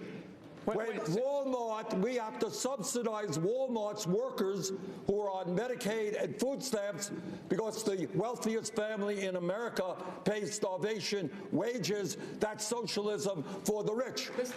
I believe in democratic socialism for working people, not billionaires. Health care for all, educational opportunity for all. Senator, thank you. Mayor Okay, listen, that's not what socialism means, What a though. wonderful country we have. The best-known socialist in the country happens to be a millionaire with 3 houses. What did I miss here? Well, you'll miss that I work in Washington, House 1. That's the first problem. Live in Burlington, House 2. That's good. And like thousands of other Vermonters, I do have a summer camp. Forgive me for that. Where is your home? Which tax haven do you have your home? New York City, thank you very much. Yeah, and I right, pay you also all have a my home. taxes. And I'm happy to do it because I get something for it. And let me say, I thought the senator next to me was half right. I agree we should raise taxes on the... No. I disagree with the senator on the wealth tax, but I do agree with her that the rich aren't paying their fair share. We should raise taxes on the rich. I did that as mayor in New York City. I raised taxes, and if you take a look at my plans, the first thing I would do is try to convince Congress, because they've got to do it, we can't just order it, to roll back the tax cuts that the Trump administration put in with through Congress. I do that all the time. I'm not going to beat him up over Biden, weigh that. in on this question of Americans' feeling about socialist candidates. Well, look, let me weigh in on, for 36 years and as vice president, I was listed as the poorest man in Congress. I made money when I wrote a book about my son, and it surprised me how much it sold. First time I ever made any money. And here's the deal. The fact is that we ought to start rewarding work, not just wealth. The idea that we have a tax rate for corporate America at 21% is ridiculous. It should be at 28%. That would raise almost $800 billion a year. The idea that we have companies not paying anything at all, they should have a minimum tax of 15%. That would raise another $740 billion a year. The idea that you're able to have a capital gains tax that you pay at the rate of 20% if you are if you are Mike Bloomberg or whomever it has a whole lot of money, and someone else is paying at your staffer is paying at 25% is wrong. That would raise another $800 billion. Yeah, we should tiered, be rewarding that is work, messed up. not just that wealth. last part. And the American people, the middle class is getting killed, and the poor have no way up. All right. Vice President Biden, thank you. Chuck? Capital gains tax is I screwed want to right get now. you in on this because, in 2000, the state taxes you wrote an award-winning essay. You praised Senator Sanders. You specifically praised him for embracing socialism. You have now since said that you're concerned about his policies. But I am curious about this. Are you out of touch with your own generation? Millennials, by a big chunk, embrace his version of democratic socialism. You do not. Are you out of touch with your generation? No. Look, it's true that I was into Bernie before it was cool. He was congressman at the time. And the qualities I admired then are qualities I still respect a great deal. I never said that I agree with every part of his policy views, then or now, but I appreciate that at least he's straightforward and honest about them. He's honest about the fact that taxes will go up on anybody making more than $29,000 to fund his health care plan, although, again, a little bit vague about how the rest of that not being gap honest. is. Premiums would be eliminated. But you're still raising those taxes, and But when we're you saving do it, people money because they don't pay any premiums, out-of-pocket expenses, co-payments, or deductibles. They're going to be much better off. But where's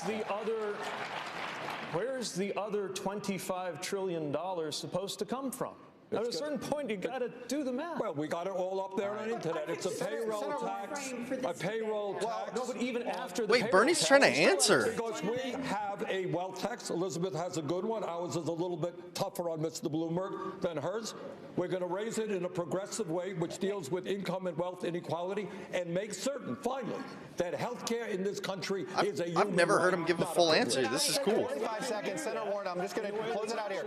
You went out of your way. You went out of your way to call yourself a capitalist, to separate yourself from him. Why? Yes, because I am. Look, Democrats want to beat Donald Trump, but they are worried. They are worried about gambling on a narrow vision that doesn't address the fears of millions of Americans across this country who see real problems and want real change.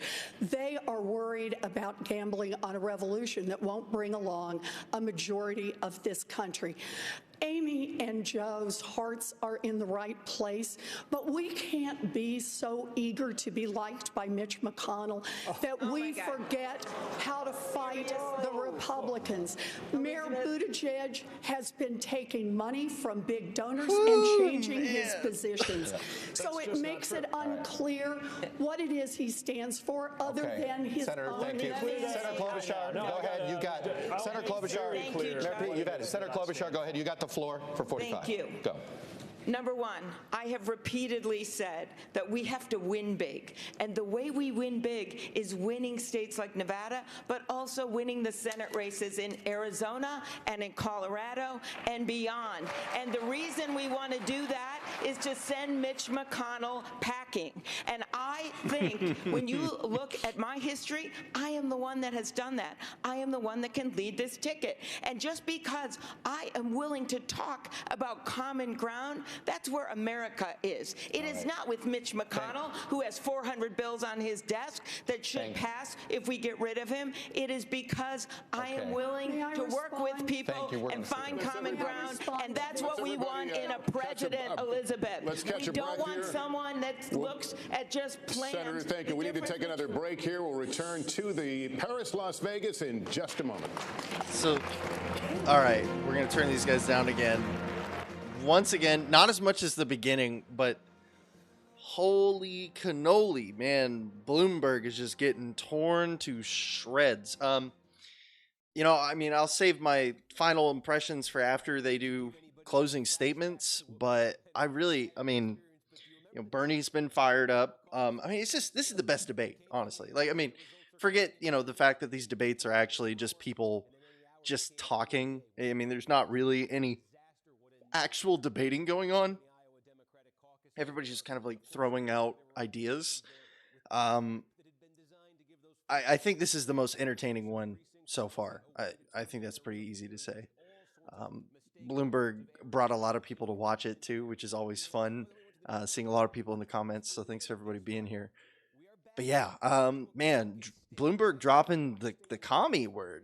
Like, I mean, that's something you don't say that on the Democratic stage. Even, I don't think anybody's called Bernie a communist yet. I mean, notice all of their reactions whenever they said that, because they're all used to hearing it. I think it's kind of like a galvanizing thing. Like, you don't call each other a commie because you're just giving people ammunition when you do that. So, I mean, from a political theater sense, again, because we've been talking about that a lot tonight, the whole political theater, it definitely is. I mean, I think it makes a lot of sense.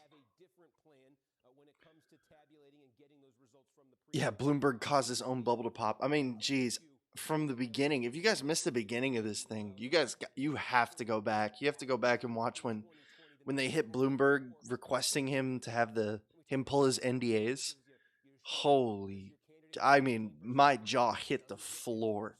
That was insane. Never in a million years did I expect that. Yeah, it was fantastic, 100%. Yeah, you could just watch him. Like, again, I'll probably bring this up again at the very end. Their attack was perfectly coordinated, perfectly staged. It just kept like, oh, Bloomberg's in trouble. Oh, they're bringing up this. Oh, they're bringing up all of his, sexual misconduct. And then, bam, they hit him with that NDA. God, that is crazy. Yeah, so Bloomberg is choking a lot. He's under a lot of pressure, though. I mean, again, I'm obviously biased, but to be fair, he's under a lot of pressure. If I was in his position, which I hope I'd never be in his position, but I'd be under a lot of pressure too. Yeah, again, Bernie's really fired up. The last couple debates, I haven't seen him like this. So I think, yeah, this is definitely a lot of interesting stuff going on here. The best debate I've seen, probably since like the first two because they were all kind of feeling each other out. So, who do you support? So I'm a volunteerist, right? So I'm not a Democrat. I'm not a Republican. I'm like a third option, I guess you could say. I am for a nonviolent respect of people's rights in all ways, minimization of the monopolization of violence, as some people put it. So yeah, that's basically it. I got a ton of other videos talking about this stuff if you guys want to hear some more things about it. So, but yeah, I'm not going to plug myself too much. We're here to talk about the debates. I think they're going to be coming back pretty soon here. Let me see. Yeah, okay, we still got a few minutes. So I'm a liberal. I'm socially, I'm liberal. I mean, I'm pretty liberal. Yeah, honestly, I like to keep myself out of other people's business rather. I think economically speaking, people would consider me a conservative, but I'm not like a party libertarian either. So, all right, let's turn these guys back up. Welcome back to Las Vegas and the Democratic presidential debate. To kick off our next round of questioning, here's Hallie. Mayor Buttigieg, to you. In 2018, Mayor Bloomberg was the biggest outside spender, helping Democrats running for Congress. He's also donated billions towards causes like climate change, gun safety, education. If his money wasn't a problem then, why is it a problem now? Oh, I think he should absolutely be doing everything in his power to defeat Donald Trump. I just don't think that has to result in him becoming the president of the United States. Look, our party has values. We were built around values like making sure we protect working people. But Mayor Bloomberg opposed raising the minimum wage. Our party has a tradition that includes excellent presidents like Barack Obama, who Mayor Bloomberg opposed. At the end of the day, it's not just about how much money you've got. It's what you stand for. And we are living at a moment when Americans are so deeply frustrated with the way that both Wall Street and Washington seem to have overlooked our lives. You know, the view from the porch of my one house in Indiana is that they can't even see us sometimes. And if we're going into the election of our lives against a president who rose to power by cynically exploiting the frustration of ordinary Americans feeling like leaders weren't speaking to them, then I think that turning to someone like Mayor Bloomberg, who thinks he can buy this election, is no better a way to succeed than turning to somebody like Senator Sanders, who wants to burn the house down. Mr. Vice President. Burn the house down. I mean, that's a big claim. Used to say, it was said that I was in the pocket of Mitch McConnell. I'm the only person on this stage that's beaten Mitch McConnell on 4 major cases. Let me finish. Let me finish. Everybody's raising their hands. Mitch McConnell, I've been the object of his affection and the president's affection. The way he's gone after me, this new Republican Party, after me, after my son, after my family. I don't need to be told I'm a friend of Mitch McConnell's. Mitch McConnell has been the biggest pain in my neck in a long time. And so that's number one. Number two, we have to have somebody who understands what it's like for ordinary people. Ordinary people come up. They have to understand, like my dad made that longest walk up a short flight of stairs. Said, I don't have a job, honey. We have to move. You got to move with Grandpa. How long it took to buy a house. How long it took to get back in the game again. They have to understand the needs of ordinary people, and they are getting killed no matter what people say about this economy, how good it is. And the good part of the economy, it's only 60 seconds, not up yet. And the fact is that we are in a situation where you have the president making clear that he doesn't want any part of me being his opponent. He's spending $125,000 this week to keep me from being an opponent. I wonder why. Thank you, Mr. Vice President. So, Vanessa, can I respond to the Vice President's comments, please? He was identifying me specifically in this. 45 seconds to you, Senator. Responding to an accusation. So, the point is different. Here's what happened. According to the New York Times, the last time that Mitch McConnell was on the ballot, the Vice President stood in the Oval Office and said, I hope that Mitch gets reelected so I can keep working with him. Well, Mitch did get reelected. Totally he out did of not context. have an epiphany. Apparently. Instead, he blocked nearly everything that Barack Obama tried to pass. Did you ever and win he anything? stole a Supreme Court seat from the Democrats, the Consumer Financial Protection Bureau. Thank you, Senator. Okay. Thank you, Senator. our next question goes to Senator this is Klobuchar. spicy About debate. 700,000 young people known as dreamers or soñadores who were brought to this country as children are currently protected from deportation because of a program that is now under the review by the Supreme Court. If the court sides with the Trump administration, which is eager to end this protection, what exactly is your plan to protect the dreamers permanently? To win, to beat Donald Trump. The best way to protect the dreamers is to have a new president. She loves There are the talking about votes there Trump. to protect the dreamers. And I have been working on this since I got to the United States Senate. In my first campaign, I actually had a bunch of ads run against me because I was standing up for immigrants. And when I think of dreamers and I try to explain it to my state, I found a 99-year-old Hispanic war veteran who was a dreamer when he was brought over to this country. And back then, he just went to Canada for a night and came back, and he was a permanent citizen because they needed him to serve in World War II. Now, not so easy. The dreamers are our future. The dreamers are so important in Nevada, and the best way we can get this done is to beat Donald Trump, but it is to pass comprehensive immigration reform, which creates a path to citizenship to so many hardworking people, will bring down the deficit by $158 billion, and will bring peace for these dreamers. Thank you so much, No other Senator country but our own. Thank you. If you're going to run based on your record of voting in Washington, Trying to put then you have captions to on for own you guys those who can't votes, hear. especially when it comes to immigration. You voted to confirm the head of Customs and Border Protection under Trump, who was one of the architects of the family separation policy. You voted to make English the national language. Do you know the message that sends in as multilingual a state as Nevada to immigrants?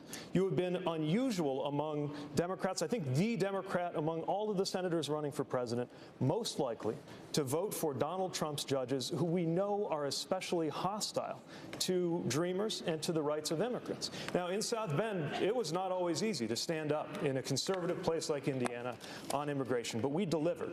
We created a municipal ID program so that dreamers and others who were undocumented were able to navigate everyday life. We stood up for those rights and stood with members of our community with the message that they were as American as we are. A los soñadores hay que decir que este país es tu país también. Gracias. Everyone was as perfect. I wish Spanish everyone again. was as That's going to perfect get as you, memed. Pete, but let me tell you what it's like to be in the arena.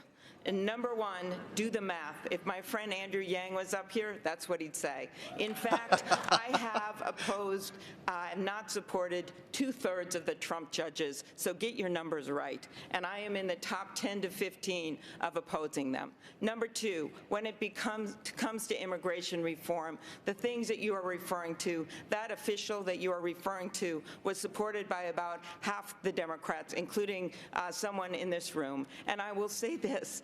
He was highly recommended by the Obama officials. You know why? Because Trump had so few career people. I did not one bit agree with these draconian policies to separate kids from their parents. And in my first 100 days, I would immediately change that. And I would add one more thing. I have been in the arena. Ted Kennedy, he had made a pretty big allegation against me again. I've been in the and arena. I think I should have a right to respond. I'm stating the facts because these are votes that you took, and those votes set you alone among the Democrats running for president.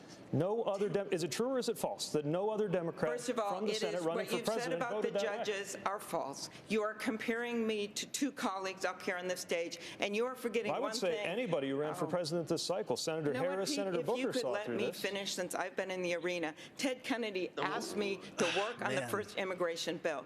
We were able, with President Bush, to at least get that bill to a vote.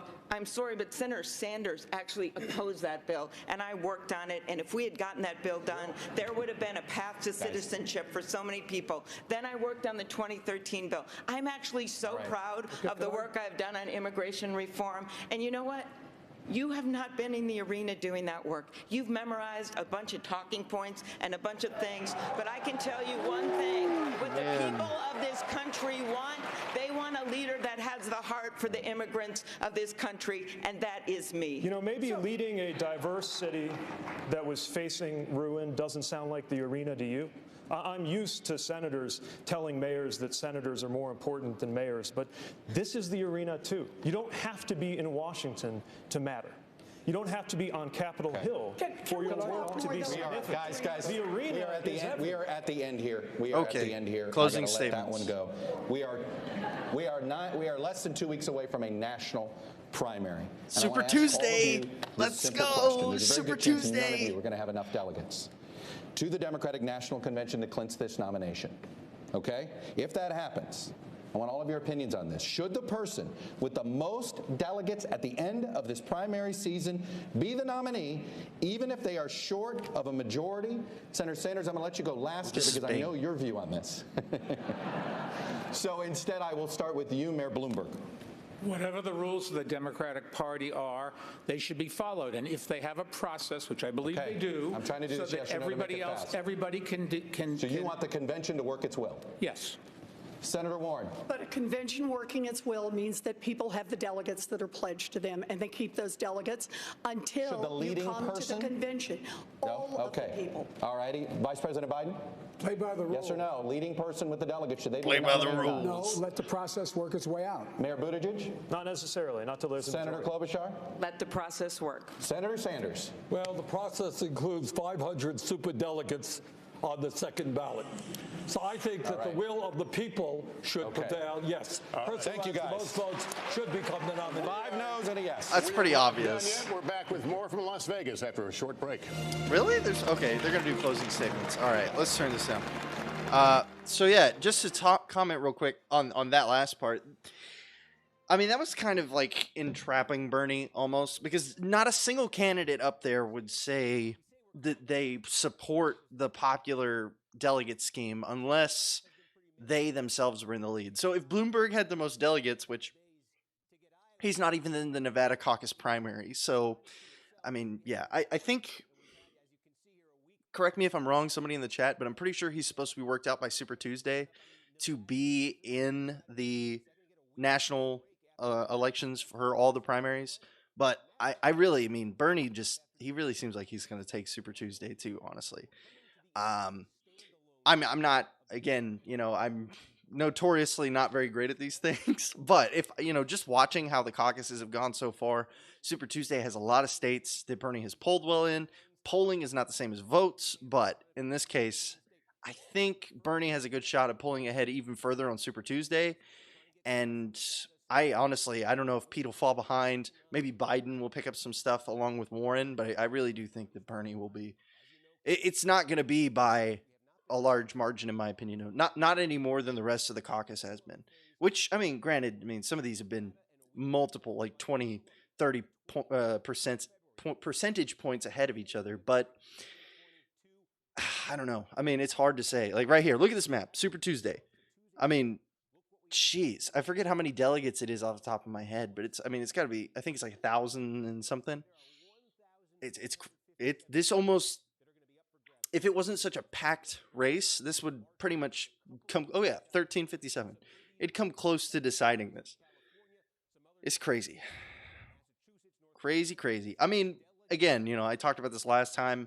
Personally, I believe that the super delegate system that cost Bernie in 2016 is the most likely to cost him in 2020. I think if you don't have an issue with super delegates, I don't know. I mean, that's about as direct pocketing. I mean, like Bloomberg has the best chance of winning the super delegates, honestly, just because of the amount of money he's put into the DNC. It's crazy. Let's see. I'm not even talking about what my opinion of Bernie Sanders is. Just the game of politics, the political theater of it all. I think that there's definitely quite a lot suggesting that Bernie has some momentum behind him and that he's going to keep it for as long as he can. I'm assuming that in the next few minutes when they come back, they're going to do closing statements. I'll probably say something at the very end to wrap up all the stuff that they've gone over, and just real quickly, and then we'll all get out of here. So What's the reasoning behind superdelegates? Well, it's kind of initially like, so I don't know how many, I mean, not to like, you know, like originally the Senate was a non-elected body. The states, like when the Constitution was originally ratified, the states elected senators, and it was to have like an impartial body that could kind of check public opinion. So the idea of superdelegates is to curb mob rule. So yeah, I mean, really, at a Democratic Party level, there's no reason. You can't really come up with a good justification to have superdelegates other than to give them the amount of control that they want to have over which candidates get fronted. That's why Hillary Clinton got the nomination, because of superdelegates. But we're back, so I'm going to turn this up. Welcome back, everyone. It is time for closing statements. Each candidate will have 1 minute, and we begin with Senator Klobuchar. This has been quite a debate. Yes, it has. What I want everyone out there watching to remember is that what unites us is so much bigger than what divides us, and that we need a candidate that can bring people with her. Yes, a fired-up Democratic base, but also independents and moderate Republicans. And I've done that every single time. I have won every race down to 4th grade. A lot of boasting up here, so thought I'd add that. Secondly, you need someone who can govern, and I have passed over 100 bills as the lead Democrat. And third, you need someone that has the heart to be the president. They were talking a lot about heart conditions up here. We have a president right now that doesn't have a heart. I love the people of this country, and I ask for the vote of the people of Nevada, because this state gets it. They get that maybe you don't agree with every single thing that's said on this debate stage, but we understand that the heart of America is bigger than any heart that guy has in the White House. I ask you to join me at amyklobuchar.com. Senator, thank you. Bye-bye, Amy. Well, you can join me at MikeBloomberg.com, too, if you want, but I'm not asking for any money. Look, this is a management job, and Donald Trump's not a manager. This is a job where you have to build teams. He doesn't have a team, so he goes and makes decisions without knowing what's going on and the implications of what he does. We cannot run the railroad this way. This country has to pull together and understand that the people that we elect, and it's not just the President of the United States, they should have experience, they should have credentials, they should understand what they're doing and the implications thereof, and then we should, as a society, try to hold them accountable so the next time they go before the voters, if they haven't done the job, we shouldn't just say, oh, nice person, gives a good speech. We should say, didn't do the job, and you're out of here. Mr. Mayor, thank you. Mayor Buttigieg, 1 minute. In Nevada, I'm asking for your vote because America is running out of time, and this is our only chance to defeat Donald Trump. If you look at the choice between a revolution or the status quo, and you don't see where you fit in that picture, then join us. And yes, go to PeteForAmerica.com and help out, because we need to draw everybody that we can who believes that we need to empower workers, who believes in climate science, who believes in doing something about gun violence, and recognizes that the only way we can do this is to create a sense of belonging in this country that moves us out of the toxic and polarized moment that we are living in today. I already see an American majority ready to do these things. Now we have a responsibility to galvanize, not polarize, that majority. We cannot afford to lean on the same Washington playbook. We cannot afford to alienate half the country. We must step forward into the future in order to win and in order to govern a country that will be facing issues the likes of which we'd barely thought of just a few years ago. I'm asking you to join me so that we can deliver that future together. Together. There it is.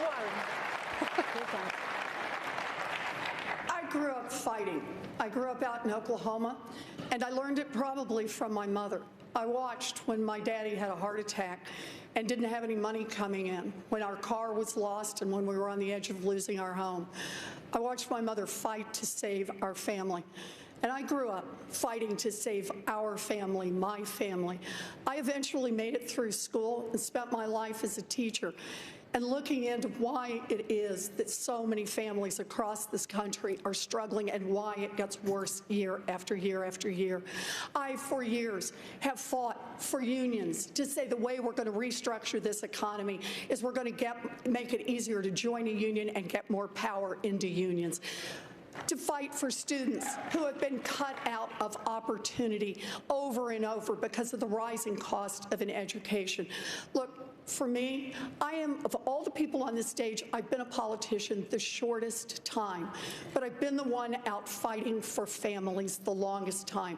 I promise you this, give me a chance, I'll go to the White House, and I'll fight for your family.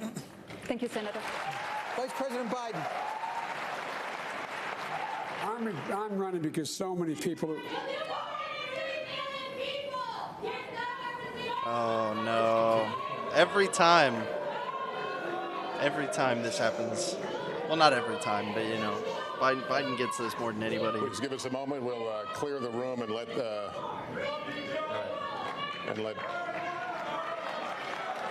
They're yelling about the deportation stuff. Senator Biden, you have 1 minute. Look, I'm running because so many people are being left behind. People I grew up with in Scranton. When my dad lost his job, lost his house, had to move. We moved to Claymont. We found ourselves in a position where we had little ability to get anything done. And my dad worked like hell. I learned a lot. I've been knocked down a whole hell of a lot. I know what it's like to be knocked down. But I know you have to get back up. We have to provide some safety and security for the American people. Right here in Nevada, the site of the most significant mass murder in American history, guns. Our kids are getting sent to school, having to hide under desks, learn how to run down corridors to avoid being shot. It's immoral. I'm the only one that's beaten the NRA nationally, and I beat them twice. With regard to health care, it also is something that is a right. Obamacare has to be expanded. It can be, in fact, cover everybody. And lastly, I think it's important that on day one, we deal with sending an immigration bill to the desk. The only person in here has the worst record on immigration is Bernie, because Bernie voted against the 2007 bill. Had, in fact, that immigration bill passed, Thank you. 6 million members would be now American citizens. All right. Senator Sanders, you have 1 minute for your closing remarks. Unfortunately, LULAC, among other groups, Latino groups, saw that bill having provisions akin to slavery, Joe. But the bottom line is all of us are united in defeating the most dangerous president in the modern history of this country. That we agree on. But where we don't agree, I think, is why we are today the only major country on earth not to guarantee health care to all people. Why 3 people own more wealth than the bottom half of America when 500,000 people sleep out on the street. Why hundreds of thousands of bright young kids can't afford to go to college and 45 million remain in student debt. Bottom line here, real change never takes place from the top on down, never takes place from an oligarchy controlled by billionaires.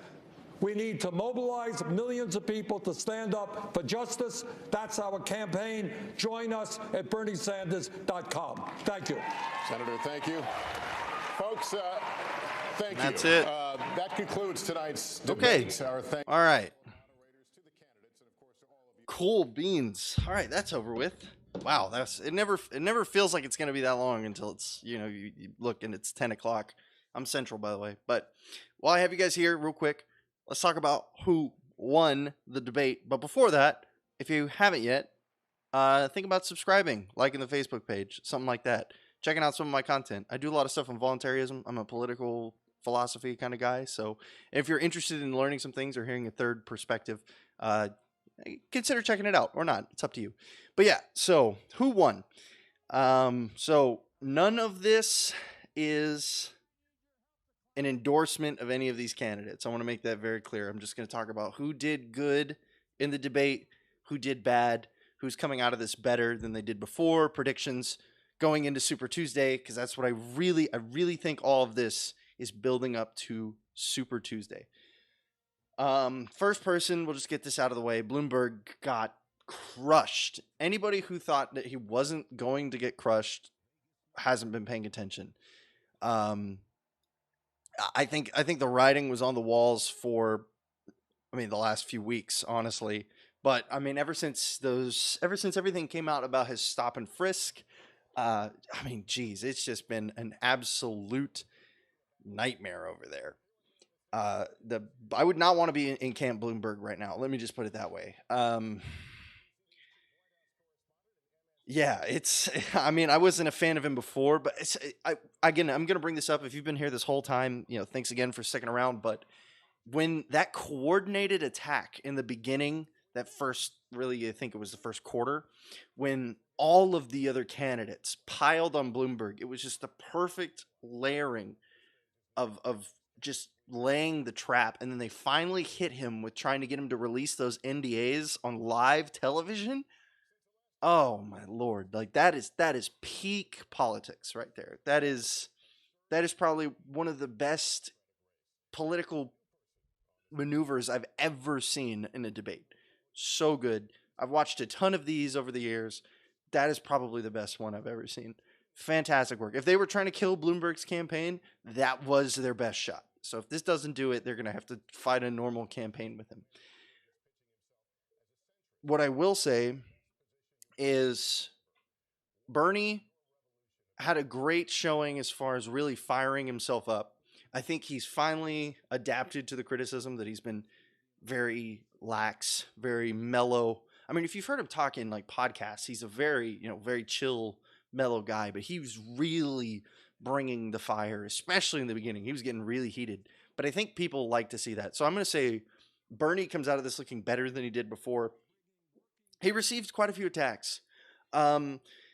His compatriots coming to his defense whenever Bloomberg would attack him was great for him. Like when Bloomberg called him a commie, and everybody was like, "Whoa, dude, we don't use that word." That was great for Bernie Sanders. If they didn't come to his defense, I think it would have been a lot worse overall. But if it was Bloomberg, they were willing to back up Bernie. And Warren,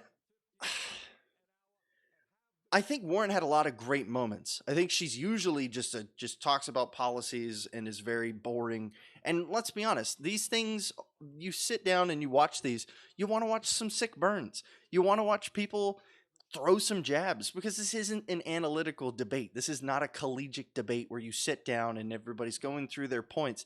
This is just people throwing out ideas and quips and just trying to spin up people, really. So Warren was never doing that. She was trying to be the polite, fair, maybe less so recently, but especially in the beginning, those first few debates, so dry. But this debate, she really came with some great political rhetoric. She laid it on so thick for Bloomberg that he could barely keep it going, honestly. And yeah, I mean, typical debate stuff. Everybody dodged some questions.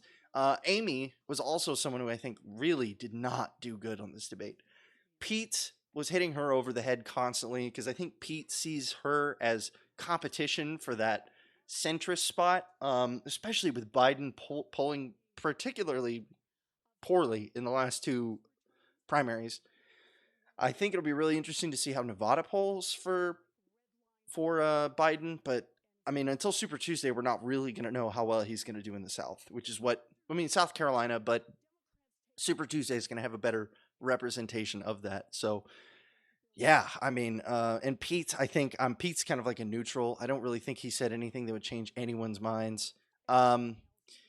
If you can't find the full debate, NBC will post it later, probably not on their YouTube channel, probably just on their page. This will be up as long as I can keep it. If I get a strike, I'm going to claim it, because this is fair use for commentary. So if you want to watch the whole thing, there is some commentary. I tried to keep it as minimal as possible, but at the same time, if I'm going to claim fair use on this, I have to do commentary, and that's what I do. So I did do commentary. But yeah, I did appreciate, though, something that Bernie doesn't always get a chance to do or doesn't do, is that he was just actually honest about where his money was going to come from. He talked about how he was going to do a payroll tax increase. He talked about how he was going to increase a wealth tax. He was going to do a capital gains tax increase.